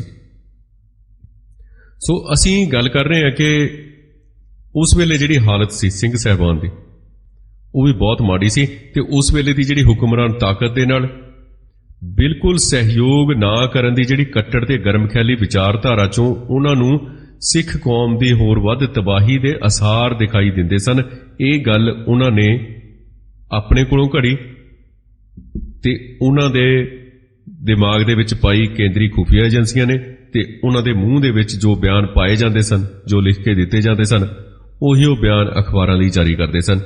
ਕਿਸੇ ਵਿਅਕਤੀ ਵਿਸ਼ੇਸ਼ ਜਾਂ ਕਿਸੇ ਗਰੁੱਪ ਦਾ ਕਿਸੇ ਖਾਸ ਹਾਲਤ ਦੇ ਸਾਹਮਣੇ ਸਮੁੱਚਾ ਵਤੀਰਾ ਜਿਹੜਾ ਹੁੰਦਾ ਨਾ, ਉਹਦਾ ਵਿਹਾਰ ਹੁੰਦਾ, ਉਸ ਹਾਲਤ ਬਾਰੇ ਉਹਦੀ ਜਿਹੜੀ ਸਮਝ ਤੇ ਉਹਦਾ ਵਿਚਾਰ ਉਹ ਹਾਲਾਤ ਤੋਂ ਅਸਰ ਅੰਦਾਜ਼ ਹੁੰਦਾ, ਉੱਥੋਂ ਘੜਿਆ ਜਾਂਦਾ ਵਿਚਾਰ ਜਾਂ ਉਹਦੀ ਸਮਝ ਬੰਦੇ ਦੀ, ਜਿਹੜੇ ਹਾਲਾਤ ਚੋਂ ਵਿਚਰ ਰਿਹਾ ਹੁੰਦਾ। ਇਸ ਵਿਚਾਰ ਦੇ ਬਣਨ ਜਾਂ ਉਸਰਨ 'ਚ ਬੰਦੇ ਦੇ ਨਿੱਜੀ ਜਿਹੜੇ ਗੁਣ ਹੁੰਦੇ ਨੇ, ਇਖਲਾਕੀ ਗੁਣ ਹੁੰਦੇ ਨੇ ਜਾਂ ਔਗਣ ਹੁੰਦੇ ਨੇ, ਉਹਨਾਂ ਦੇ ਨਾਲੋਂ ਉਹਦੇ ਸਿਧਾਂਤ ਦੀ ਜਿਹੜੀ ਗੱਲ ਹੁੰਦੀ ਹੈ ਨਾ, ਸਿਧਾਂਤਕ ਨਜ਼ਰ ਹੁੰਦੀ ਹੈ ਜਿਹੜੀ ਜਿੱਥੇ ਤੱਕ ਜਾਂਦੀ ਹੈ, ਉਹਦਾ ਰੋਲ ਹੁੰਦਾ, ਉਹਦੀ ਭੂਮਿਕਾ ਹੁੰਦੀ ਹੈ, ਜ਼ਿਆਦਾ ਵੱਡੀ ਹੁੰਦੀ ਹੈ। ਤਾਂ ਇੱਕ ਤਰੀਕੇ ਨਾਲ ਇਸ ਸਥਿਤੀ ਬਾਰੇ, ਇਸ ਹਾਲਾਤ ਚੋਂ ਬੰਦੇ ਦਾ ਸਿਧਾਂਤਕ ਨਜ਼ਰੀਆ ਸਾਡੇ ਸਾਹਮਣੇ ਪੈਦਾ ਹੁੰਦਾ। ਇਸ ਕਰਕੇ ਸਿੰਘ ਸਾਹਿਬਾਨ ਤੇ ਅਕਾਲੀ ਲੀਡਰਸ਼ਿਪ ਦੇ ਪੂਰੇ ਰੋਲ ਨੂੰ ਸਮਝਣ ਦੇ ਲਈ, ਉਸ ਦਾ ਮੁਲਾਂਕਣ ਕਰਨ ਦੇ ਲਈ ਤੇ ਉਹਨੂੰ ਪੂਰਾ ਸਪਸ਼ਟ ਕਰਨ ਦੇ ਲਈ ਉਹਨਾਂ ਦੇ ਇਖਲਾਕੀ ਗੁਣਾਂ ਤੇ ਔਗੁਣਾਂ ਤੇ ਫੋਕਸ ਕਰਨ ਦੀ ਥਾਂ ਉਹਨਾਂ ਦੇ ਸਿਧਾਂਤ, ਉਹਨਾਂ ਦੀ ਵਿਚਾਰਧਾਰਾ ਤੇ ਧਿਆਨ ਕੇਂਦਰਿਤ ਕਰਨ ਦਾ ਜਿਹੜਾ ਰਾਹ ਸਾਨੂੰ ਜ਼ਿਆਦਾ ਸਹੀ ਰਸਤੇ ਪਾ ਸਕਦਾ। ਸਾਨੂੰ ਸਿਧਾਂਤ ਦੀ ਗੱਲ ਕਰਨੀ ਚਾਹੀਦੀ ਹੈ। ਬਾਦਲ ਦਾ ਸਿਧਾਂਤ ਕੀ ਹੈ, ਮੱਕੜ ਦਾ ਸਿਧਾਂਤ ਕੀ ਹੈ, ਲੌਂਗੋਵਾਲ ਦਾ ਸਿਧਾਂਤ ਕੀ ਸੀ, ਬਰਨਾਲੇ ਦਾ ਸਿਧਾਂਤ ਕੀ ਹੈ। ਸਾਨੂੰ ਇਹਨਾਂ ਦੇ ਸਿਧਾਂਤ ਤੇ ਗੱਲ ਕਰਨੀ ਚਾਹੀਦੀ ਹੈ। ਨਿੱਜੀ ਗੁਣ ਤੇ ਔਗੁਣ ਕੁਝ ਵੀ ਹੋ ਸਕਦੇ ਨੇ ਬੰਦੇ ਦੇ। ਸਾਨੂੰ ਬਹੁਤ ਤਰੀਕੇ ਦੇ ਨਾਲ ਇਹ ਆਪਣੇ ਨਿੱਜੀ ਗੁਣਾਂ ਤੇ ਔਗੁਣਾਂ 'ਚ ਉਲਝਾ ਲੈਂਦੇ ਨੇ, ਤਾਂ ਕਿ ਅਸੀਂ ਉਹਨਾਂ ਬਾਰੇ ਗੱਲ ਕਰਦੇ ਰਹੀਏ ਤੇ ਆਪਣੀ ਵਿਚਾਰਧਾਰਾ ਜਿਹੜੀ ਇਹਨਾਂ ਦੀ ਹੁੰਦੀ ਹੈ, ਜਿਹੜਾ ਜੋ ਸਿਧਾਂਤ ਹੁੰਦਾ ਇਹਨਾਂ ਦਾ। ਹੁਣ ਸਾਨੂੰ ਕਿੰਨੇ ਸਾਲਾਂ ਬਾਅਦ ਜਾ ਕੇ ਪਤਾ ਲੱਗਾ ਕਿ RSS ਦਾ ਅਸਲੀ ਮੁਖੀ ਤਾਂ ਬਾਦਲ ਹੈ, ਤੇ ਜੇ ਅਸੀਂ ਇਹ ਵਿਚਾਰ ਜਾਂ ਇਹ ਸਥਿਤੀ ਦੇ ਉੱਤੇ ਉਸ ਵੇਲੇ ਗੌਰ ਕਰਦੇ ਤਾਂ ਬਹੁਤ ਸਮੇਂ ਦੇ ਉੱਤੇ ਨਖੇੜਾ ਹੋ ਜਾਂਦਾ। ਜੋ ਇਹ ਗਲਤੀ ਹੈ ਸਾਡੀ, ਇਹ ਗਲਤੀ ਨੂੰ ਅਸੀਂ ਸਹਿਣਸ਼ੀਲਤਾ ਦੇ ਨਾਲ ਸਾਨੂੰ ਪ੍ਰਵਾਨ ਕਰਨਾ ਚਾਹੀਦਾ ਕਿ ਅਸੀਂ ਸਮੇਂ ਤੇ ਵਿਚਾਰ ਨਹੀਂ ਕੀਤਾ ਹੈਗਾ, ਉਸ ਦੀ ਵਿਚਾਰਧਾਰਾ ਦੇ ਉੱਤੇ ਵਿਚਾਰ ਨਹੀਂ ਕੀਤਾ ਕਿ ਉਸ ਦਾ ਸਿਧਾਂਤ ਕੀ ਹੈ, ਉਸ ਤੇ ਵਿਚਾਰ ਨਹੀਂ ਕੀਤਾ। ਬਾਦਲ ਦਾ ਸਿਧਾਂਤ ਕੀ ਹੈ, ਉਸ ਤੇ ਵਿਚਾਰ ਨਹੀਂ ਕੀਤਾ। ਬਹੁਤ ਸਾਰੇ ਸਾਨੂੰ ਸੁਣ ਰਹੇ ਹੋਣਗੇ ਕਿ ਸਭ ਤੋਂ ਵੱਧ ਸੰਤ ਜਰਨੈਲ ਸਿੰਘ ਜੀ ਭਿੰਡਰਾਂ ਵਾਲਿਆਂ ਦਾ ਸਤਿਕਾਰ ਕਰਨ ਵਾਲੇ ਸਿਮਰਨਜੀਤ ਸਿੰਘ ਮਾਨ ਦਾ ਕੀ ਹਾਲ ਹੈ। ਇਹ ਵੀ ਆਪਣੇ ਆਪ ਦੇ ਵਿੱਚ ਇੱਕ ਵੱਡਾ ਸਵਾਲ ਹੈ, ਇਸ ਤੇ ਵੀ ਆਪਾਂ ਵਿਚਾਰ ਕਰਾਂਗੇ। ਸੋ ਸਿੰਘ ਸਾਹਿਬਾਨ ਤੇ ਅਕਾਲੀ ਲੀਡਰਾਂ ਦੀ ਜਿਹੜੀ ਹਾਲਤ ਬਾਰੇ ਸਮਝ ਤੇ ਜੋ ਸਾਡੀ ਧਾਰਨਾ ਦਾ ਹਾਲ ਇਹ ਸੀ ਕਿ 3 ਜੂਨ ਦੀ ਰਾਤ ਤੱਕ 3 ਜੂਨ 1984 ਦੀ ਰਾਤ ਤੱਕ ਜਦੋਂ ਦਰਬਾਰ ਸਾਹਿਬ ਦੇ ਆਲੇ ਦੁਆਲੇ ਫੌਜ ਨੇ ਪੂਰਾ ਘੇਰਾ ਪਾਇਆ ਹੋਇਆ ਸੀ, ਸੀਆਰਪੀਐਫ ਤੇ ਬੀਐਸਐਫ ਵੱਲੋਂ ਲਗਾਤਾਰ ਅੰਧਾਧੁੰਦ ਫਾਇਰਿੰਗ ਜਾਰੀ ਸੀ, ਤਾਂ ਉਹਨਾਂ ਨੂੰ ਭਾਰਤ ਦੇ ਹਾਕਮਾਂ ਦੇ ਦੁਸ਼ਟ ਇਰਾਦਿਆਂ ਤੇ ਵਾਪਰਨ ਬਾਰੇ ਕੋਈ ਘਟਨਾਕ੍ਰਮ ਬਾਰੇ ਖਾਬ ਖਿਆਲ ਨਹੀਂ ਹੋਊਗਾ ਸਿੰਘ ਸਾਹਿਬਾਨ ਨੂੰ? ਕੀ ਉਹਨਾਂ ਨੂੰ ਸਥਿਤੀ ਦੀ ਸਮਝ ਨਹੀਂ ਹੋਊਗੀ ਕਿ ਕੀ ਚੱਲ ਰਿਹਾ ਹੈ? 3 ਦਿਨ ਤੋਂ ਲਗਾਤਾਰ ਬੀਐਸਐਫ ਸੀਆਰਪੀ ਤੇ ਫੌਜ ਫਾਇਰਿੰਗ ਕਰ ਰਹੀ ਹੈ ਤੇ ਫੌਜ ਦਾ ਇੰਨਾ ਜ਼ਬਰਦਸਤ ਘੇਰਾ ਪਿਆ ਹੋਇਆ। 30 ਟੈਂਕ ਉਸ ਵੇਲੇ ਤੱਕ ਘੰਟਾ ਘਰ ਵਾਲੇ ਪਾਸੇ ਬੀੜ ਦਿੱਤੇ ਗਏ ਸਨ। ਕੀ ਉਹਨਾਂ ਨੂੰ ਸਥਿਤੀ ਦਾ ਪੂਰਾ ਗਿਆਨ ਨਹੀਂ ਸੀ ਉਸ ਵੇਲੇ ਤੱਕ? ਸੋ ਗਿਆਨੀ ਕਿਰਪਾਲ ਸਿੰਘ ਦੇ ਆਪਣੇ ਵਿਚਾਰ ਦੇ ਮੁਤਾਬਕ ਉਸਨੇ ਕਿਤੇ ਸਾਂਝਾ ਕੀਤਾ ਕਿਸੇ ਨਾਲ, ਤਾਂ ਅੱਗੇ ਤੱਕ ਪਹੁੰਚਦੀ ਹੈ ਜਦੋਂ ਗੱਲ ਸਾਡੇ ਤੱਕ ਵੀ ਪਹੁੰਚੀ ਉਹ ਗੱਲ ਅਸੀਂ ਵੀ ਘੋਖ ਕੀਤੀ। 3 ਜੂਨ ਨੂੰ ਦੁਪਹਿਰ ਤੋਂ ਬਾਅਦ ਜਦੋਂ ਉਹਨੇ ਗੁਰਚਰਨ ਸਿੰਘ ਟੌੜੇ ਤੇ ਹੋਰਨਾਂ ਜਿਹੜੇ ਮੌਤਬਰ ਬੰਦੇ ਸਨ ਦਰਬਾਰ ਸਾਹਿਬ ਦੇ ਕੰਪਲੈਕਸ ਦੇ ਅੰਦਰ, ਤੇ ਜੋ ਹਾਲਾਤ ਸ਼ਕਲ ਧਾਰਨ ਕਰਦੇ ਜਾ ਰਹੇ ਸਨ, ਉਹ ਹਾਲਾਤ ਬਾਰੇ ਡੂੰਘਾ ਵਿਚਾਰ ਵਟਾਂਦਰਾ ਕੀਤਾ। ਪਤਾ ਨਹੀਂ ਹੁਣ ਦਿਖਾਵੇ ਦਾ ਕੀਤਾ ਜਾਂ ਕੀ ਕੀਤਾ। ਇਹਨਾਂ ਨੇ ਮੀਟਿੰਗ ਕੀਤੀ ਇੱਕ।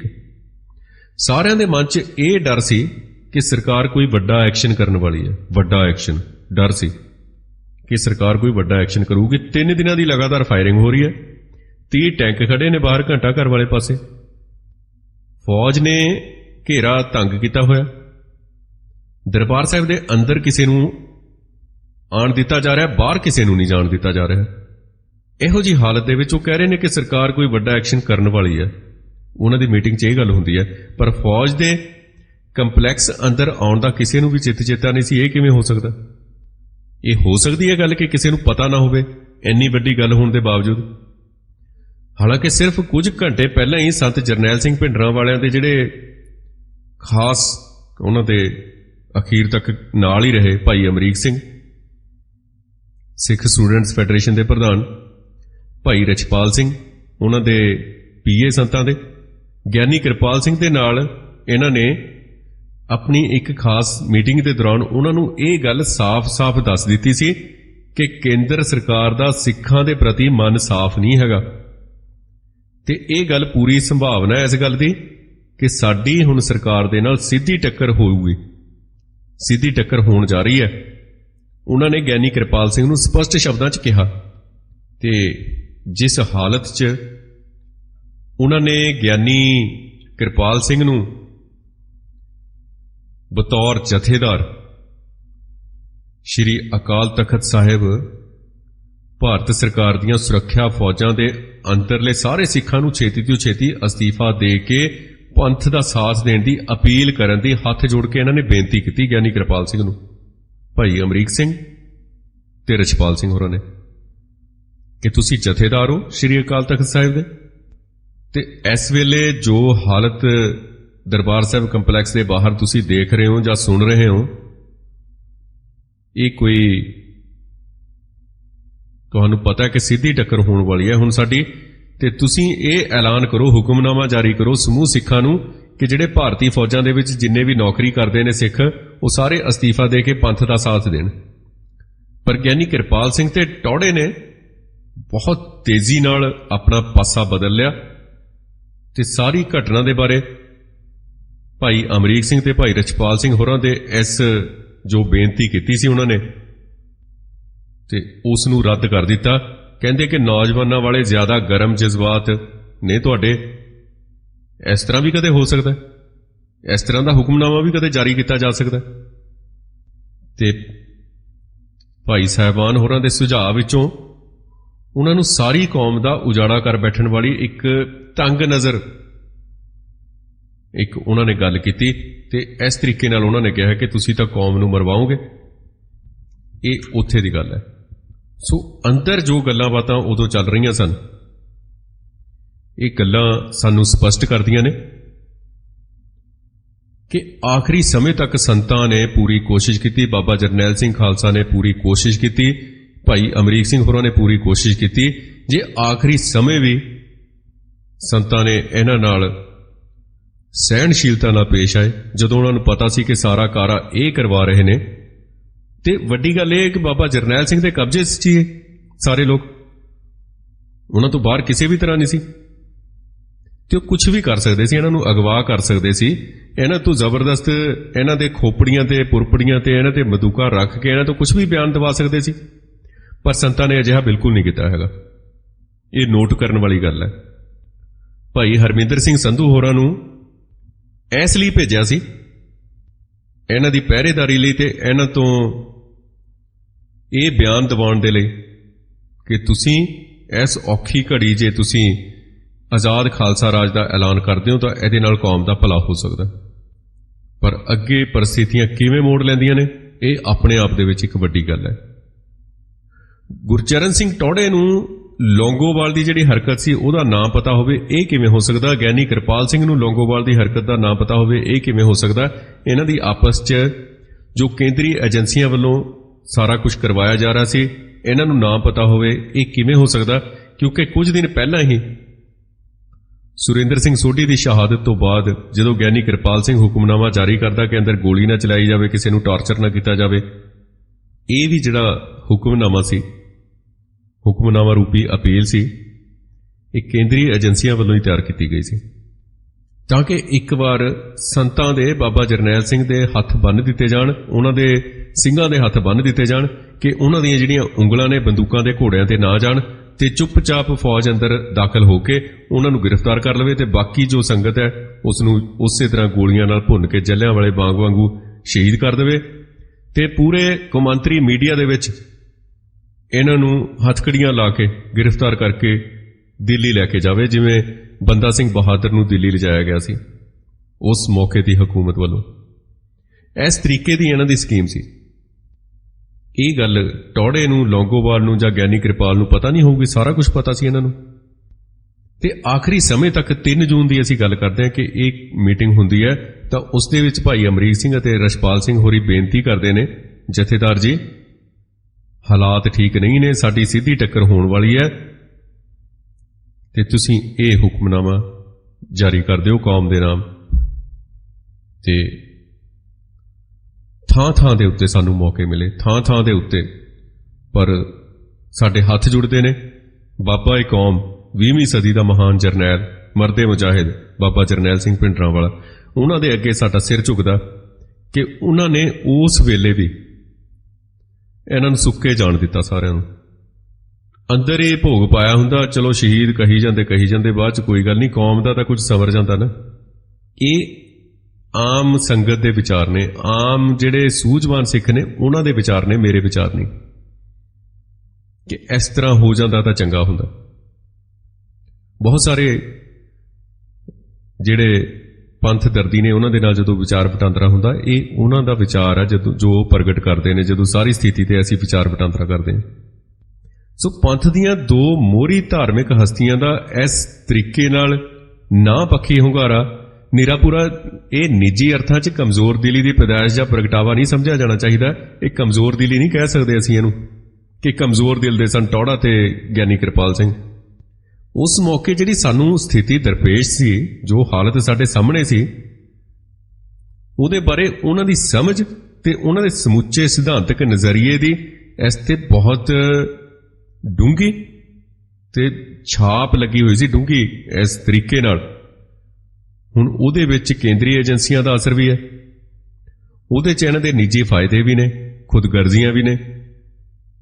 ਚੰਡੀਗੜ੍ਹ ਤੱਕ ਰਾਹ ਜਿਹੜਾ ਬਣਾ ਰਹੀ ਹੈ ਉਹਨਾਂ ਦੇ ਲਈ ਫੌਜ, ਰਸਤਾ ਸਾਫ਼ ਕਰਕੇ ਚੰਡੀਗੜ੍ਹ ਦੇ ਰਾਹ ਦੇ ਵਿੱਚ ਰੁਕਾਵਟਾਂ ਖੜੀਆਂ ਕੀਤੀਆਂ ਹੋਈਆਂ ਸਨ ਬਾਬਾ ਜਰਨੈਲ ਸਿੰਘ ਨੇ। ਉਹ ਬਣ ਰਹੀ, ਉਸਰ ਰਹੀ ਹਾਲਤ ਦੇ ਦੋਵੇਂ ਜਿਹੜੇ ਲੜ ਨੇ ਨਾ, 2 ਲੜ ਹੁੰਦੇ ਨੇ, 2 ਸਿਰੇ ਹੁੰਦੇ ਨੇ ਕਿਸੇ ਵੀ ਗੱਲ ਦੇ। ਉਹ ਦੋਵਾਂ ਲੜਾਂ ਤੋਂ ਭਾਰਤੀ ਹਾਕਮਾਂ ਵੱਲੋਂ ਦਰਬਾਰ ਸਾਹਿਬ ਤੇ ਕਹਿਰ ਭਰਿਆ ਫੌਜੀ ਹਮਲਾ ਬੋਲਣ, ਉਹਦੇ ਦੁਸ਼ਟ ਇਰਾਦੇ ਤੇ ਉਹਨਾਂ ਦੇ ਇਸ ਦਿਸ਼ਾ 'ਚ ਤੇਜ਼ੀ ਨਾਲ ਵੱਧ ਰਹੇ ਕਦਮਾਂ ਬਾਰੇ, ਤੇ ਦੂਜੇ ਬੰਨੇ ਸੰਤ ਬਾਬਾ ਜਰਨੈਲ ਸਿੰਘ ਭਿੰਡਰਾਂਵਾਲਾ ਤੇ ਉਹਨਾਂ ਦੇ ਜੁਝਾਰੂ ਸਾਥੀਆਂ ਵੱਲੋਂ ਇਸ ਪੂਰੇ ਹਮਲੇ ਦਾ ਫੌਜੀ ਪੱਧਰ ਤੇ ਸਿਦਕਦਿਲੀ ਨਾਲ ਟਾਕਰਾ ਕਰਨ ਦੇ ਦ੍ਰਿੜ ਚਟਾਨੀ ਇਰਾਦੇ ਤੇ ਇਹ ਤਿਆਰੀਆਂ ਬਾਰੇ ਇਹਨਾਂ ਦੀ ਸਮਝ ਬਹੁਤ ਕੱਚੀ ਸੀ ਤੇ ਭਰਮਾਂ 'ਚ ਗਰਸੀ ਹੋਈ ਸੀ। ਨਾ ਉਹਨਾਂ ਨੂੰ ਹਮਲੇ ਦਾ ਜਿਹੜਾ ਆਕਾਰ ਸੀ ਜਾਂ ਹਮਲੇ ਦੀ ਭਿਆਨਕਤਾ ਸੀ ਉਹਦਾ ਸਹੀ ਅੰਦਾਜ਼ਾ ਸੀ ਇਹਨਾਂ ਨੂੰ, ਤੇ ਨਾ ਬਾਬਾ ਜਰਨੈਲ ਸਿੰਘ ਤੇ ਉਹਨਾਂ ਦੇ ਸ਼ਹੀਦੀ ਜਥੇ ਦੀ ਜੁਝਾਰੂ ਸਪਿਰਿਟ ਤੇ ਲੜਾਕੂ ਸਮਰਥਾ ਦਾ ਅਸਲੀ ਗਿਆਨ ਤੇ ਅਨੁਮਾਨ ਸੀ। ਇਹਨਾਂ ਨੂੰ ਦੋਵੇਂ ਗੱਲਾਂ ਨਹੀਂ ਸੀ ਇਹਨਾਂ ਨੂੰ ਪਤਾ। ਠੀਕ ਹੈ, ਫੌਜ ਨੇ ਇਹਨਾਂ ਨੂੰ ਇਸ ਤਰੀਕੇ ਨਾਲ ਸਮਝਾਇਆ ਸੀ। ਜਦੋਂ ਜੋਧਪੁਰ ਜੇਲ੍ਹ ਦੇ ਵਿੱਚੋਂ ਗੁਰਚਰਨ ਸਿੰਘ ਟੌੜਾ ਰਿਹਾ ਹੋ ਕੇ ਆਉਂਦਾ, ਪਟਿਆਲੇ ਦੁਖਨਵਾਰ ਗੁਰਦੁਆਰੇ ਪਹੁੰਚਦਾ ਸਿੱਧਾ, ਤਾਂ ਉੱਥੇ ਇੱਕ ਪਾਸੇ ਹੋ ਕੇ ਗੱਲ ਕਰਦਾ ਕਿ ਸਾਨੂੰ ਪਤਾ ਨਹੀਂ ਸੀ ਕਿ ਇਸ ਤਰੀਕੇ ਨਾਲ ਸਿੰਘ ਲੜਨਗੇ। ਸਾਨੂੰ ਨਹੀਂ ਸੀ ਪਤਾ ਕਿ ਇੰਨੀ ਤਿਆਰੀ ਹੈ ਉਹਨਾਂ ਦੀ ਅੰਦਰ ਖਾਤੇ, ਤੇ ਸਾਨੂੰ ਇਹ ਵੀ ਨਹੀਂ ਸੀ ਪਤਾ ਕਿ ਫੌਜ ਇਸ ਤਰੀਕੇ ਨਾਲ ਉੱਥੇ ਮਾੜਾ ਵਰਤਾਓ ਕਰੇਗੀ। ਤੇ ਉਹਦੇ ਮੂੰਹ ਚੋਂ ਗੱਲ ਨਿਕਲ ਗਈ ਕਿ ਸਾਨੂੰ ਤਾਂ ਕਿਹਾ ਗਿਆ ਸੀ, ਸਾਨੂੰ ਤਾਂ ਇਹ ਗੱਲ ਕਹੀ ਗਈ ਸੀ ਕਿ ਅਸੀਂ ਤਾਂ ਆਪਣੇ ਢੰਗ ਤਰੀਕਿਆਂ ਦੇ ਨਾਲ ਇਹਨਾਂ ਨੂੰ ਗ੍ਰਿਫਤਾਰ ਕਰਾਂਗੇ, ਬਸ ਸਾਡਾ ਮਕਸਦ ਹੈ ਇਹਨਾਂ ਨੂੰ ਗ੍ਰਿਫਤਾਰ ਕਰਨਾ, ਜੁਝਾਰੂਆਂ ਨੂੰ।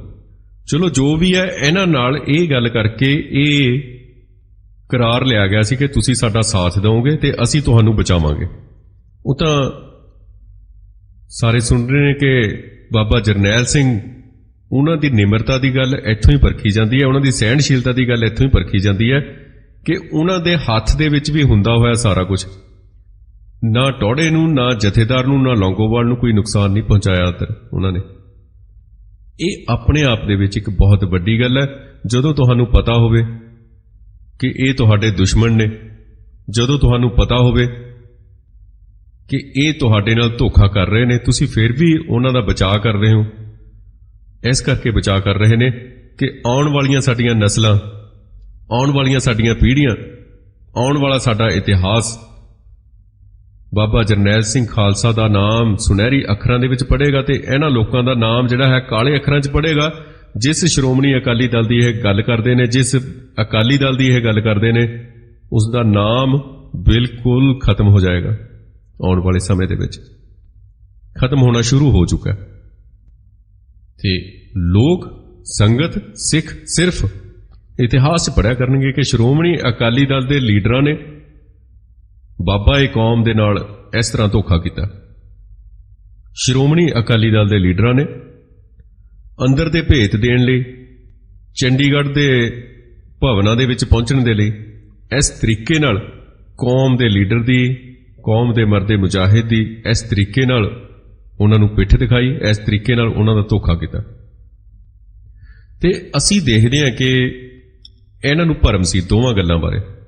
ਨਾ ਉਹਨਾਂ ਨੂੰ ਹਮਲੇ ਦਾ ਇਸ ਤਰ੍ਹਾਂ ਪਤਾ ਸੀ ਕਿ ਫੌਜ ਇੰਨਾ ਵੱਡਾ ਹਮਲਾ ਕਰੂਗੀ, ਉਹਨਾਂ ਨੂੰ ਸਿਰਫ ਇਹ ਕਿਹਾ ਗਿਆ ਸੀ ਕਿ ਟੈਂਕ ਜਿਹੜੇ ਲਿਆਂਦੇ ਨੇ ਦਿਖਾਵੇ ਲਈ ਲਿਆਂਦੇ ਨੇ, ਅਸੀਂ ਡਰਾਉਣ ਲਈ ਲਿਆਂਦੇ ਨੇ, ਇਹਨਾਂ ਦੀ ਵਰਤੋਂ ਨਹੀਂ ਕਰਨੀ ਅਸੀਂ। ਇਹ ਡਬਲ ਗੇਮ ਖੇਡ ਰਹੇ ਸਨ। ਅੰਦਰ ਦੀ ਸਾਰੀ ਖਬਰ ਸੀ ਜਿਹੜੀ ਬਾਹਰ ਜਾ ਰਹੀ ਸੀ, ਸਾਰਾ ਕੁਝ ਹੋ ਗਿਆ ਸੀ, ਪਰ ਜਿਹੜਾ ਤੇਜਾ ਸਿੰਘ ਸਮੁੰਦਰੀ ਹਾਲ ਦੇ ਟੈਲੀਫੋਨ ਸਨ ਉਹ ਨਹੀਂ ਸਨ ਕੱਟੇ ਗਏ, ਬਾਕੀ ਸਾਰੇ ਕੰਪਲੈਕਸ ਦੇ ਟੈਲੀਫੋਨ ਕੱਟ ਦਿੱਤੇ ਗਏ ਸਨ। ਇਹ ਭੇਤ ਵਾਲੀ ਗੱਲ ਹੈ, ਬਾਅਦ ਦੇ ਵਿੱਚ ਸਾਨੂੰ ਪਤਾ ਲੱਗਦਾ ਇਸ ਗੱਲ ਦਾ। ਤਾਂ ਸੰਤਾਂ ਦੀ ਜਿਹੜੀ ਸਪਿਰਿਟ ਸੀ, ਸਿੰਘਾਂ ਸ਼ਹੀਦਾਂ ਦੀ ਜਿਹੜੀ ਸਪਿਰਿਟ ਸੀ, ਉਹਦੇ ਬਾਰੇ ਤਾਂ ਇਹਨਾਂ ਨੂੰ ਪਤਾ ਹੀ ਨਹੀਂ ਸੀ। ਕਿਉਂਕਿ ਜਿਸ ਵੇਲੇ ਭਾਈ ਅਮਰੀਕ ਸਿੰਘ ਤੇ ਭਾਈ ਰਛਪਾਲ ਸਿੰਘ ਇਹਨਾਂ ਦੇ ਨਾਲ ਗੱਲ ਕਰਦੇ ਨੇ, ਟੌੜੇ ਤੇ ਗਿਆਨੀ ਕਿਰਪਾਲ ਸਿੰਘ ਨਾਲ, ਉਹ ਹੱਥ ਜੋੜ ਕੇ ਬਹੁਤ ਨਿਮਰ ਸ਼ਬਦਾਂ ਦੇ ਵਿੱਚ ਉਹ ਗੱਲ ਕਰ ਰਹੇ ਨੇ ਕਿ ਜਥੇਦਾਰ ਜੀ ਤੁਸੀਂ ਹੁਕਮਨਾਮਾ ਜਾਰੀ ਕਰੋ।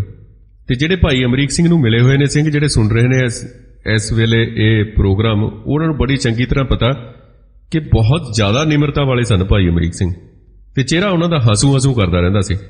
ਤੇ ਇਸ ਕਰਕੇ ਅਸੀਂ ਕਹਿੰਦੇ ਹਾਂ ਕਿ ਉਹ ਗੁੱਸਾ ਖਾਣ ਵਾਲੇ ਬਿਲਕੁਲ ਨਹੀਂ ਸਨ, ਤੇ ਉਹਨਾਂ ਦੀ ਗੱਲ ਇਹਨਾਂ ਨੇ ਅਣਸੁਣੀ ਕਰਤੀ। ਦੋਹਰੀ ਗੇਮ ਖੇਡ ਰਹੇ ਸਨ ਇਹ ਲੋਕ। ਤੇ ਇਸ ਕਰਕੇ 3 ਜੂਨ ਨੂੰ ਭਾਈ ਅਮਰੀਕ ਸਿੰਘ ਹੋਰਾਂ ਦੇ ਨਾਲ ਹੋਏ ਇਸ ਵਾਰਤਾਲਾਪ ਤੋਂ ਬਾਅਦ ਗਿਆਨੀ ਕਿਰਪਾਲ ਸਿੰਘ ਨਾ ਸਿਰਫ ਉਸ ਰਾਤ ਵੀ ਆਪਣੇ ਘਰ ਜਾ ਕੇ ਰੋਜ਼ ਵਾਂਗ ਪਰਿਵਾਰ ਸਮੇਤ ਲੰਮੀਆਂ ਤਾਣ ਕੇ ਸੁੱਤਾ, ਸਗੋਂ ਰਾਤ ਭਰ ਟੀਵੀ ਤੇ ਰੇਡੀਓ ਤੋਂ ਜਿਹੜੇ ਨਸ਼ਰ ਕੀਤੇ ਜਾ ਰਹੇ ਸਨ ਨਾ ਜੰਗੀ ਐਲਾਨ ਤੇ ਫਰਮਾਨ, ਉਹ ਦੇਖਦਾ ਰਿਹਾ। ਇਸ ਤਰੀਕੇ ਨਾਲ ਦੇਖਦਾ ਰਿਹਾ ਕਿਉਂਕਿ ਜੇ ਉਹ ਬੇਖਬਰ ਹੁੰਦਾ ਸਾਰੀ ਗੱਲ ਤੋਂ, ਫਿਰ ਤਾਂ ਉਹਨੇ ਸੌਣਾ ਸੀ ਪਰਿਵਾਰ ਦੇ ਵਿੱਚ ਜਾ ਕੇ, ਪਰ ਉਹਨੂੰ ਅੰਦਰੋਂ ਧੁੜਕੂ ਵੀ ਲੱਗਿਆ ਹੋਇਆ ਸੀ। ਜਿਵੇਂ ਕਿਸੇ ਮੁਖਬਰ ਨੂੰ ਧੁੜਕੂ ਲੱਗਿਆ ਹੁੰਦਾ ਨਾ ਕਿ ਇਸ ਤਰ੍ਹਾਂ ਨਾ ਹੋਵੇ ਕਿ ਮੇਰੀ ਮੁਖਬਰੀ ਫੇਲ ਹੋ ਜਾਏ, ਕਿ ਬੰਦਾ ਫੜਿਆ ਹੀ ਨਾ ਜਾਵੇ ਤੇ ਉਹਨੂੰ ਪਤਾ ਲੱਗ ਜਾਏ ਤੇ ਉਹ ਫਿਰ ਮੇਰਾ ਕੀ ਹਾਲ ਕਰੂਗਾ। ਇਸ ਤਰੀਕੇ ਦਾ ਇਹਨਾਂ ਨੂੰ ਧੁੜਕੂ ਲੱਗਿਆ ਹੋਇਆ ਸੀ।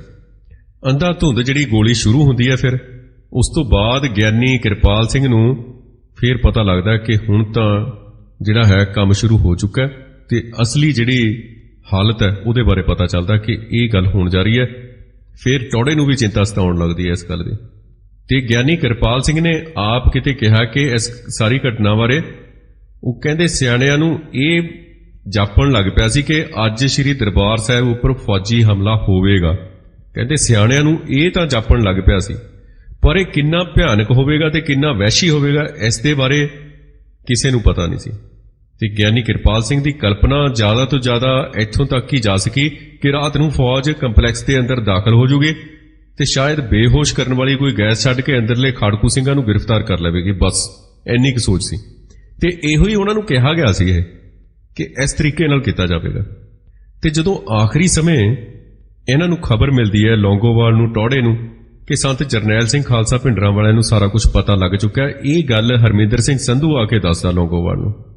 ਜਦੋਂ ਉਹ ਤੇਜਾ ਸਿੰਘ ਸਮੁੰਦਰੀ ਹਾਲ ਦੇ ਵਿੱਚ ਪਹੁੰਚਦੇ ਨੇ, ਉਹ ਦੱਸਦੇ ਨੇ ਕਿ ਜਰਨੈਲ ਸਿੰਘ ਖਾਲਸਾ ਭਿੰਡਰਾਂ ਵਾਲਿਆਂ ਨੂੰ ਸਾਰਾ ਕੁਝ ਪਤਾ ਲੱਗ ਚੁੱਕਾ ਹੈ। ਕਿਵੇਂ ਪਤਾ ਲੱਗਦਾ ਹੈ, ਕਿੱਥੋਂ ਪਤਾ ਲੱਗਦਾ ਹੈ, ਇਹ ਗੱਲਾਂ ਕਾਫੀ ਗੂੜ੍ਹ ਗਿਆਨ ਦੀਆਂ ਗੱਲਾਂ ਨੇ। ਬਹੁਤ ਅੱਗੇ ਚੱਲ ਕੇ ਆਪਾਂ ਜੇ ਅਕਾਲ ਪੁਰਖ ਵਾਹਿਗੁਰੂ ਨੇ ਸਾਨੂੰ ਤਾਕਤ ਬਖਸ਼ੀ ਤਾਂ ਅਸੀਂ ਜ਼ਰੂਰ ਕਰਾਂਗੇ। ਤੇ ਇਹਦੇ ਟਾਕਰੇ 'ਚ ਜੇ ਅਸੀਂ ਗੱਲ ਕਰੀਏ, ਬਾਬਾ ਜਰਨੈਲ ਸਿੰਘ ਭਿੰਡਰਾਂ ਵਾਲੇ ਨੇ ਆਪਣੀ ਦਿਵ ਦ੍ਰਿਸ਼ਟੀ ਨਾਲ ਬਹੁਤ ਸਮਾਂ ਪਹਿਲਾਂ ਹੀ ਆਉਣ ਵਾਲੇ ਸਮੇਂ ਦਾ ਜਿਹੜਾ ਸੀ ਅਨੁਮਾਨ ਲਾ ਲਿਆ ਸੀ। 1978 ਦੀ ਵਿਸਾਖੀ ਦੀ ਘਟਨਾ ਤੋਂ ਉਹਨਾਂ ਨੂੰ ਇਹ ਸਹੀ ਹੋ ਗਿਆ ਸੀ, ਉਹਨਾਂ ਦੇ ਮਨ ਨੂੰ ਇਹ ਗੱਲ ਲੱਗੀ ਸੀ ਕਿ ਹਿੰਦੂ ਹਾਕਮ ਸਿੱਖਾਂ ਦੇ ਪ੍ਰਤੀ ਨੀਤ ਆ ਜਿਹੜੀ ਉਹਦੀ ਮਾੜੀ ਹੈ, ਵਿਗੜੀ ਹੋਈ ਹੈ ਹਿੰਦੂ ਹਾਕਮ ਦੀ। ਤੇ ਸਿੱਖਾਂ ਦੇ ਦਿਮਾਗਾਂ ਤੇ ਹਿਰਦਿਆਂ 'ਚੋਂ ਸਿੱਖ ਧਰਮ ਦੀ ਜਿਹੜੀ ਸੁਤੰਤਰਤਾ, ਸਦੀਵੀ ਸੁਤੰਤਰਤਾ, ਆਜ਼ਾਦੀ ਹੈ ਤੇ ਸਿੱਖ ਹਸਤੀ ਦਾ ਵੱਖਰਾਪਣ ਹੈ, ਉਹਦੇ ਅਹਿਸਾਸ ਤੇ ਉਹਦੀ ਚੇਤਨਾ ਨੂੰ ਮਲੀਆਮੇਟ ਕਰਨ ਲਈ ਉਹਨਾਂ ਨੇ ਕੋਈ ਵੀ ਅਪਰਾਧ ਕਰਨ ਤੋਂ ਨਹੀਂ ਝਿਜਕਣਾ ਹੈਗਾ ਹਿੰਦੂ ਨੇ, ਤੇ ਨਾ ਰੁਕਣਾ। ਇਹ 1978 ਦੀ ਵਿਸਾਖੀ ਤੋਂ ਕਿਤੇ ਪਹਿਲਾਂ ਤੇ 1978 ਦੀ ਖੂਨੀ ਵਿਸਾਖੀ ਤੇ ਉਸ ਗੇੜ ਜਿਹੜਾ ਚੱਲਿਆ, ਉਦੋਂ ਸੰਤਾਂ ਨੂੰ ਇਹ ਅਨੁਮਾਨ ਹੋ ਗਿਆ ਸੀ, ਅੰਦਾਜ਼ਾ ਹੋ ਗਿਆ ਸੀ, ਤੇ ਉਹਨਾਂ ਨੇ ਕਿਸੇ ਸਿੰਘ ਦੇ ਨਾਲ ਗੱਲ ਕਰਦਿਆਂ ਹੋਏ ਇਹ ਗੱਲ ਕਹੀ ਸੀ। ਉਸ ਤੋਂ ਬਾਅਦ ਘਟਨਾਵਾਂ ਬਹੁਤ ਤੇਜ਼ੀ ਨਾਲ ਘਟਦੀਆਂ ਨੇ। ਜਿਵੇਂ ਜਿਵੇਂ ਉਹਨਾਂ ਦੇ ਇਸ ਨਿਰਣੇ ਦੀ ਸਪਸ਼ਟਤਾ ਹੁੰਦੀ ਹੈ, ਉਹਨਾਂ ਦਾ ਇਹ ਨਿਰਣਾ ਪੱਕਾ ਹੁੰਦਾ ਜਾਂਦਾ, ਤੱਥ ਸਾਹਮਣੇ ਆਉਂਦੇ ਜਾਂਦੇ ਨੇ, ਤਿਵੇਂ ਤਿਵੇਂ ਉਹ ਸਿੱਖ ਕੌਮ ਨੂੰ ਆਉਣ ਵਾਲੇ ਸਮੇਂ ਦੀ ਗੰਭੀਰਤਾ ਦਾ ਅਹਿਸਾਸ ਕਰਾਉਂਦੇ ਰਹੇ, ਦੱਸਦੇ ਰਹੇ ਕੌਮ ਨੂੰ, ਆਪਣੇ ਸੁਨੇਹੇ ਦਿੰਦੇ ਰਹੇ ਕੌਮ ਨੂੰ, ਆਪਣੇ ਲੈਕਚਰਾਂ ਦੇ ਵਿੱਚ, ਆਪਣੇ ਭਾਸ਼ਣਾਂ ਦੇ ਵਿੱਚ ਉਹ ਦੱਸਦੇ ਰਹੇ ਕੌਮ ਨੂੰ। ਸਮੇਂ-ਸਮੇਂ ਤੇ ਉਹ ਕਹਿੰਦੇ ਰਹੇ ਕਿ ਮੋਟਰਸਾਈਕਲ ਖਰੀਦੋ, ਅਸਲਾ ਰੱਖਿਆ ਕਰੋ, ਗੁਰੂ ਵਾਲੇ ਬਣੋ, ਸਿੰਘ ਸਜੋ। ਬਾਹਰ ਦੇ ਸਿੱਖਾਂ ਨੂੰ ਵੀ ਕਹਿੰਦੇ ਰਹੇ, ਉਹਨਾਂ ਨੂੰ ਪਤਾ ਸੀ ਸਾਰਾ ਕੁਝ। ਨਵੰਬਰ 84 'ਚ ਜੋ ਹੋਇਆ ਸੀ ਉਹਨਾਂ ਨੂੰ ਪਤਾ ਸੀ। ਤੇ ਉਸ ਤੋਂ ਬਾਅਦ ਜੋ ਸਥਿਤੀ ਜਿਸ ਤਰੀਕੇ ਨਾਲ ਬਦਲਦੀ ਹੈ, ਤਾਂ ਉਹ ਬਹੁਤ ਸਮਾਂ ਸਾਨੂੰ ਪਹਿਲਾਂ ਕਹਿ ਕੇ ਗਏ ਸਨ। ਉਹ ਹਰ ਸਿੱਖ ਨੂੰ, ਪੂਰੀ ਕੌਮ ਨੂੰ ਆਉਣ ਵਾਲੇ ਸਮੇਂ ਦੀ ਗੰਭੀਰਤਾ ਦਾ ਅਹਿਸਾਸ ਵੀ ਕਰਾਉਂਦੇ ਰਹੇ, ਤੇ ਜਿਹੜੇ ਨਿੱਤ ਹਾਲਾਤ ਨਵੇਂ ਪੈਦਾ ਹੋ ਰਹੇ ਸਨ, ਨਵੀਆਂ ਵੰਗਾਰਾਂ, ਨਵੀਆਂ ਚੁਣੌਤੀਆਂ, ਉਹਨਾਂ ਦਾ ਟਾਕਰਾ ਕਰਨ ਲਈ ਪੰਥ ਦੇ ਅੰਦਰ ਕੌਮੀ ਚੇਤਨਾ ਦੇ ਜਜ਼ਬੇ ਦਾ ਆਪਣਾ ਤਾਕਤ ਭਰਦੇ ਰਹੇ। ਤੇ ਨਾਲ ਹੀ ਨਵੀਆਂ ਜਿਹੜੀਆਂ ਜਥੇਬੰਦਕ ਤੇ ਫੌਜੀ ਲੋੜਾਂ ਜਿਹੜੀਆਂ ਹੁੰਦੀਆਂ ਸਨ, ਜ਼ਰੂਰਤਾਂ ਹੁੰਦੀਆਂ ਸਨ, ਉਹਨਾਂ ਦਾ ਵੀ ਬਰਾਬਰ ਖਿਆਲ ਤੇ ਬੰਦੋਬਸਤ ਵੀ ਕਰਦੇ ਰਹੇ, ਨਾਲ ਨਾਲ ਹਥਿਆਰ ਵੀ ਵਧਾਉਂਦੇ ਰਹੇ। ਤੇ ਇਹ ਗੱਲਾਂ ਜਿਹੜੀਆਂ ਹੈਗੀਆਂ ਨੇ, ਅਪ੍ਰੈਲ 1981 'ਚ ਭਾਈ ਨਛੱਤਰ ਸਿੰਘ ਰੋਡੇ ਦੇ ਨਾਲ ਉਹਨਾਂ ਦੀ ਪਹਿਲੀ ਤੇ ਬਹੁਤ ਭਾਵਪੂਰਤ ਗੱਲਬਾਤ 'ਚੋਂ ਸੰਤ ਜਰਨੈਲ ਸਿੰਘ ਦੇ ਦਿਲੋਂ ਦਿਮਾਗ ਦੇ ਅੰਦਰ ਆਉਣ ਵਾਲੇ ਸਮੇਂ ਦੀ ਬਹੁਤ ਗੰਭੀਰਤਾ ਤੇ ਉਹਦੇ ਅਹਿਸਾਸ ਤੇ ਇਸ ਨਾਲ ਨਿਪਟਣ ਦੇ ਸਮਰੱਥ ਹੋਣ ਲਈ ਹਰ ਪੱਧਰ ਤੇ ਲੋੜੀਂਦੀਆਂ ਤਿਆਰੀਆਂ ਜਟਾਉਣ ਦੇ ਗੂੜ ਇਰਾਦੇ ਦੀ ਸਾਫ਼ ਝਲਕ ਮਿਲਦੀ ਹੈ। ਲਾਲਾ ਜਗਤ ਨਾਰਾਇਣ ਨੂੰ ਸੋਧਾ ਲਾਇਆ ਸੀ ਭਾਈ ਨਛੱਤਰ ਸਿੰਘ ਰੋਡੇ ਨੇ। ਉਹਨਾਂ ਨੇ ਆਪ ਦੱਸਿਆ ਇੱਕ ਮੁਲਾਕਾਤ ਦੇ ਵਿੱਚ ਕਿ ਉਹਨਾਂ ਨੇ ਜਦੋਂ ਸੰਤਾਂ ਨਾਲ ਮੁਲਾਕਾਤ ਕੀਤੀ ਸੀ ਅਪ੍ਰੈਲ 1981 'ਚ, ਉਦੋਂ ਉਹਨਾਂ ਨੇ ਇਹ ਗੱਲਬਾਤ ਕੀਤੀ ਸੀ ਸੰਤਾਂ ਨੇ। ਤੇ ਅਕਤੂਬਰ 1983 'ਚ ਆਪਣੇ ਇੱਕ ਬਹੁਤ ਹੀ ਵਿਸ਼ਵਾਸ ਪਾਤਰ ਸੱਜਣ ਦੇ ਨਾਲ ਗੱਲਬਾਤ ਕਰਦਿਆਂ ਹੋਇਆਂ ਬਾਬਾ ਜਰਨੈਲ ਸਿੰਘ ਨੇ ਬਹੁਤ ਗੰਭੀਰ ਅੰਦਾਜ਼ 'ਚ ਆਉਣ ਵਾਲੇ ਸਮੇਂ ਦੀ ਇਹ ਤਸਵੀਰ ਸਾਫ਼-ਸਾਫ਼ ਦੱਸ ਦਿੱਤੀ ਸੀ ਕਿ ਦਰਬਾਰ ਸਾਹਿਬ ਦੇ ਦੁਆਲੇ 1 ਲੱਖ ਫੌਜ ਦਾ ਘੇਰਾ ਪਏਗਾ, ਗਹਿ ਗੱਚ ਲੜਾਈ ਹੋਵੇਗੀ, ਦਮਦਮੀ ਟਕਸਾਲ ਦੇ ਬਹੁਤ ਸਾਰੇ ਸਿੰਘ ਸ਼ਹੀਦ ਹੋਣਗੇ, ਕੋਈ ਟਾਵਾਂ ਵਿਰਲਾ ਹੀ ਜਿਉਂਦਾ ਬਚੇਗਾ, ਤੇ ਪ੍ਰਕਰਮਾਂ ਦੇ ਅੰਦਰ ਲਹੂ ਹੀ ਲਹੂ ਹੋਵੇਗਾ। ਤੇ ਇਹ ਗੱਲ ਉਹਨਾਂ ਨੇ ਸਪਸ਼ਟ ਕਹੀ ਸੀ। ਅਜਮੇਰ ਸਿੰਘ ਜਿਹੜੇ ਸਿੱਖ ਇਤਿਹਾਸਕਾਰ ਨੇ, ਉਹਨਾਂ ਨੂੰ ਦੱਸੀ ਸੀ ਉਹਨਾਂ ਨੇ। ਤੇ ਇਸ ਨਜ਼ਰ ਤੋਂ ਅਸੀਂ ਸਾਫ਼ ਸਪਸ਼ਟ ਦੇਖ ਸਕਦੇ ਹਾਂ ਕਿ ਅਕਾਲੀ ਲੀਡਰਸ਼ਿਪ ਸਮੇਤ ਸਿੰਘ ਸਾਹਿਬਾਨ ਦੇ ਸਿਧਾਂਤਕ ਦ੍ਰਿਸ਼ਟੀਕੋਣ ਦੀ ਨਜ਼ਰ ਤੋਂ ਜੇ ਦੇਖੀਏ ਤਾਂ ਇਸ ਪੂਰੇ ਸਮੁੱਚੇ ਮਾਹੌਲ ਦੇ ਉੱਤੇ, ਕੌਮ ਦੀ ਚੇਤਨਾ ਦੇ ਉੱਤੇ ਇਹਨਾਂ ਨੇ ਬਹੁਤ ਨਾਂਹ ਪੱਖੀ ਅਸਰ ਪਾਇਆ। ਅਕਾਲੀ ਲੀਡਰਸ਼ਿਪ ਤੇ ਸਿੰਘ ਸਾਹਿਬਾਨ ਨੇ ਜਿਹੜੀ ਲੀਡਰਸ਼ਿਪ ਅਗਲੇ 48 ਘੰਟਿਆਂ ਦੇ ਦੌਰਾਨ ਦਰਬਾਰ ਸਾਹਿਬ ਦੀ ਹਦੂਦ ਦੇ ਅੰਦਰ ਰਚੇ ਜਾਣ ਵਾਲੇ ਇਤਿਹਾਸ ਦੀ ਕਲਪਨਾ ਕਰ ਸਕਣ ਦੇ ਹੀ ਯੋਗ ਨਹੀਂ ਸੀ, ਉਹ ਇਸ ਇਤਿਹਾਸ ਦੀ ਜਿਹੜਾ ਇਤਿਹਾਸ ਬਣ ਰਿਹਾ ਸੀ ਉਹਦਾ ਹਿੱਸਾ ਕਿਵੇਂ ਬਣ ਸਕਦੀ ਸੀ। ਤੇ ਉਸ ਲੀਡਰਸ਼ਿਪ ਨੇ ਇਸ ਇਤਿਹਾਸ ਦੀ ਸੰਭਾਲ ਕੀ ਕਰਨੀ ਸੀ। ਉਸ ਲੀਡਰਸ਼ਿਪ ਨੇ ਤਾਂ ਉਸ ਇਤਿਹਾਸ, ਉਹ ਹੱਥ ਲਿਖਤਾਂ, ਉਹ ਸਾਡਾ ਖਜ਼ਾਨਾ ਜਿਹੜਾ ਸਿੱਖ ਰੈਫਰੈਂਸ ਲਾਇਬ੍ਰੇਰੀ 'ਚ ਪਿਆ ਸੀ, ਉਸ ਦੇ ਬਾਰੇ ਵੀ ਗੱਲ ਕਰਨੀ ਯੋਗ ਨਹੀਂ ਸਮਝਦੀ ਉਹ ਲੀਡਰਸ਼ਿਪ। ਇਸ ਤਰੀਕੇ ਨਾਲ ਅਸੀਂ ਦੇਖਦੇ ਹਾਂ ਕਿ ਸਾਰਾ ਕੁਝ ਜਿਸ ਤਰੀਕੇ ਨਾਲ ਹੁੰਦਾ, ਜਿਵੇਂ ਏਜੰਸੀਆਂ ਦਾ ਇਸ ਦੇ ਵਿੱਚ ਅਸੀਂ ਹੱਥ ਦੇਖਦੇ ਹਾਂ, ਜਿਸ ਤਰੀਕੇ ਨਾਲ ਕੌਮ ਦੇ ਜਿਹੜੇ ਇਹ ਲੀਡਰ ਨੇ ਉਹਨਾਂ ਨੇ ਨਾ ਪੱਖੀ ਭੂਮਿਕਾ ਅਦਾ ਕੀਤੀ, ਉਹ ਸਭ ਦੇ ਸਾਹਮਣੇ ਹੈ। ਤੇ ਕੋਸ਼ਿਸ਼ ਕੀਤੀ ਗਈ ਹੈ ਕਿ ਇਸ ਤਰੀਕੇ ਨਾਲ ਘੱਟੋ ਘੱਟ ਕੌਮ ਨੂੰ, ਕੌਮ ਦੇ ਜਿਹੜੇ ਸਾਡੇ ਯੋਧੇ ਨੇ, ਜਿਹੜੇ ਸਾਡੇ ਸਰੋਤੇ ਨੇ, ਉਹਨਾਂ ਨੂੰ ਪਤਾ ਜ਼ਰੂਰ ਲੱਗੇ। ਸਾਡੀ ਕੋਸ਼ਿਸ਼ ਹੁੰਦੀ ਹੈ ਕਿ ਸੱਚ ਜਿਹੜਾ ਹੈ ਉਹਨੂੰ ਵਿਚਾਰਾਂ ਦੀ ਕਸਵੱਟੀ ਦੇ ਉੱਤੇ ਪਰਖ ਕੇ ਉਸ ਤੋਂ ਬਾਅਦ ਤੁਹਾਡੇ ਸਾਹਮਣੇ ਆਵਾਜ਼ ਦੇ ਜ਼ਰੀਏ ਪੇਸ਼ ਕਰੀਏ। ਵੱਡੀ ਗੱਲ ਹੈ ਕਿ ਉਹ ਜਿਹੜੀਆਂ ਇਹਨਾਂ ਦੀਆਂ ਕਰਤੂਤਾਂ ਸਨ ਸ਼੍ਰੀ ਦਰਬਾਰ ਸਾਹਿਬ ਤੇ ਹਮਲਾ ਕਰਵਾਉਣ ਦੀਆਂ, ਉਹ ਕਰਤੂਤਾਂ ਦਾ ਆਮ ਸਿੱਖ ਜਗਤ ਨੂੰ ਪਤਾ ਨਾ ਚੱਲੇ। ਆਮ ਜੋ ਸਿੱਖ ਮਾਈ ਭਾਈ ਆ, ਗੁਰੂ ਨਾਨਕ ਨਾਮ ਲੇਵਾ, ਉਸ ਦੇ ਤੱਕ ਇਹ ਗੱਲ ਨਾ ਪਹੁੰਚੇ, ਉਸ ਦੇ ਦਿਮਾਗ ਦੇ ਵਿੱਚ ਇਹ ਗੱਲ ਘਰ ਨਾ ਕਰੇ ਕਿ ਅਕਾਲੀ ਲੀਡਰਸ਼ਿਪ ਨੇ ਇਹ ਸਾਰਾ ਪ੍ਰਪੰਚ ਰਚਿਆ। ਇਸ ਕਰਕੇ ਉਹਨਾਂ ਨੇ ਅੱਗੇ ਜਿਵੇਂ ਇੱਕ ਝੂਠ ਨੂੰ ਛੁਪਾਉਣ ਦੇ ਲਈ ਬੰਦਾ ਹੋਰ ਬਹੁਤ ਸਾਰੇ ਝੂਠ ਬੋਲਦਾ, ਇਸ ਤਰੀਕੇ ਨਾਲ ਇਹ ਹੋਰ ਗਲਤੀਆਂ ਕਰਦੇ ਚਲੇ ਗਏ ਤੇ ਇਹ ਉਹਨਾਂ ਗਲਤੀਆਂ ਦੇ ਵਿੱਚ ਫਸਦੇ ਚਲੇ ਗਏ। ਤੇ ਫਿਰ ਕੇਂਦਰੀ ਏਜੰਸੀਆਂ ਦੇ, ਕੇਂਦਰੀ ਲੀਡਰਾਂ ਦੇ, ਹਿੰਦੂ ਹੁਕਮਰਾਨ ਤੋਂ ਬਲੈਕਮੇਲ ਹੁੰਦੇ ਚਲੇ ਗਏ। ਤੇ ਇਹ ਵੀ ਹੋ ਸਕਦਾ ਹੈ ਕਿ ਬਹੁਤ ਸਮੇਂ ਤੱਕ ਗੁਰਚਰਨ ਸਿੰਘ ਟੌਹੜਾ ਬਲੈਕਮੇਲ ਹੋਇਆ ਹੋਵੇ ਕੇਂਦਰੀ ਏਜੰਸੀਆਂ ਦਾ, ਕਿ ਉਹਨਾਂ ਕੋਲ ਇਸ ਗੱਲ ਦੇ ਸਬੂਤ ਹੋਣ ਉਹਨਾਂ ਦੀਆਂ ਮੀਟਿੰਗਾਂ ਦੇ। ਤੇ ਬਾਦਲ ਬਾਰੇ ਤਾਂ ਅਸੀਂ ਕਹਿ ਹੀ ਸਕਦੇ ਹਾਂ ਕਿ ਉਹ ਵੀ ਇਸ ਤਰੀਕੇ ਨਾਲ ਬਲੈਕਮੇਲ ਹੋ ਰਿਹਾ ਹੋਵੇ ਹੁਣ। ਤੇ ਇਸ ਤਰੀਕੇ ਨਾਲ ਉਹ ਕੌਮ ਦਾ ਜਿਹੜਾ ਹੈ ਭਲਾ ਕਰਨ ਦੀ ਬਜਾਏ ਉਸ ਨੂੰ ਅੰਨ੍ਹੇ ਖੂਹ ਦੇ ਵਿੱਚ ਲਗਾਤਾਰ ਸੁੱਟਦਾ ਗਿਆ। ਕੇਂਦਰੀ ਏਜੰਸੀਆਂ ਉਸ ਨੂੰ ਵਰਤ ਕੇ ਸਟਵਾਉਂਦੀਆਂ ਰਹੀਆਂ। ਗੰਭੀਰਤਾ ਨਾਲ ਸੋਚ, ਇਹ ਜਿਹੜੇ ਵਿਚਾਰ ਨੇ, ਇਹ ਖਿਆਲ ਨੇ, ਇਸ ਤਰ੍ਹਾਂ ਵੀ ਹੋ ਸਕਦਾ। ਉਹ ਤਾਂ ਅਸੀਂ ਇਸ ਵਿਚਾਰ ਦੇ ਉੱਤੇ ਆਉਂਦੇ ਹਾਂ ਕਿ ਇਸ ਤਰ੍ਹਾਂ ਵੀ ਹੋ ਸਕਦਾ ਜਦੋਂ ਅਸੀਂ ਚਿੰਤਨ ਕਰਦੇ ਹਾਂ। ਦੁਖਾਂਤ ਤੇ ਚਿੰਤਨ ਕਰੀਏ ਤਾਂ ਬਹੁਤ ਕੁਝ ਅੱਗੇ ਸਾਨੂੰ ਪਤਾ ਚੱਲਦਾ ਹੈ। ਜੇ ਸੁਖਾਂਤ ਤੇ ਚਿੰਤਨ ਕਰੀਏ ਤਾਂ ਇੰਨਾ ਕੁਝ ਨਹੀਂ ਨਿਕਲਦਾ। ਸਾਡੇ ਪੱਲੇ ਤਾਂ ਹੈ ਹੀ ਦੁਖਾਂਤ ਹੈ। ਸਾਡੇ ਕੋਲ ਚੜ੍ਹਦੀ ਕਲਾ ਕਦੋਂ ਹੋਈ ਹੈ? 1849 ਤੋਂ ਬਾਅਦ ਸਾਡੇ ਪੱਲੇ ਦੁਖਾਂਤ ਹੈ। 222 ਸਾਲ ਬਾਅਦ ਸ਼੍ਰੀ ਹਰਿਮੰਦਰ ਸਾਹਿਬ ਤੇ ਹਮਲਾ ਹੁੰਦਾ, 222 ਸਾਲ ਬਾਅਦ, ਜੂਨ 1984 ਚ। ਤੇ 1849 ਤੋਂ ਬਾਅਦ ਸਾਡੇ ਪੱਲੇ ਦੁੱਖ ਹੀ ਦੁੱਖ ਹੈ।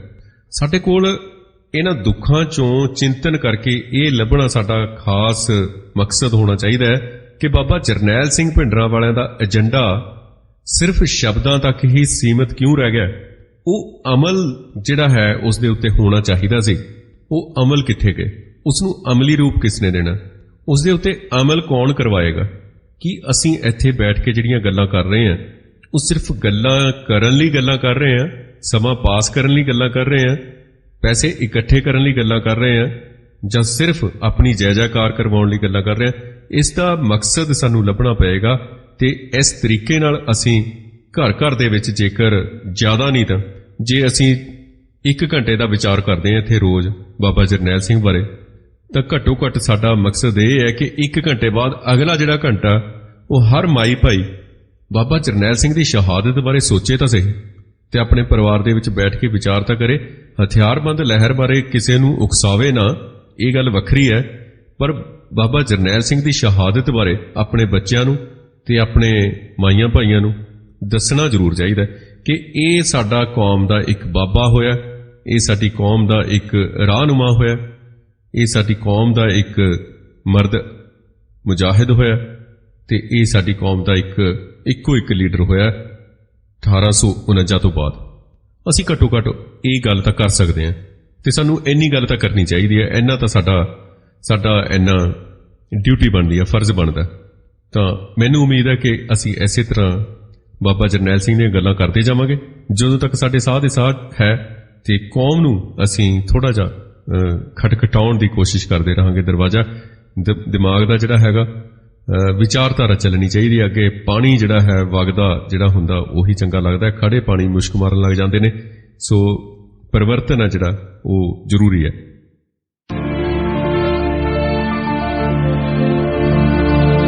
ਮਰਦੇ ਮੁਜਾਹਿਦ ਸੰਤ ਜਰਨੈਲ ਸਿੰਘ ਜੀ ਖਾਲਸਾ ਪਿੰਡਰਾ ਵਾਲੇ। ਭਾਗ 15ਵਾਂ ਇੱਥੇ ਹੀ ਖਤਮ ਹੁੰਦਾ ਹੈ। ਕੱਲ ਫੇਰ ਮਿਲਾਂਗੇ। ਚਾਹੀਦਾ ਦੁਨੀਆ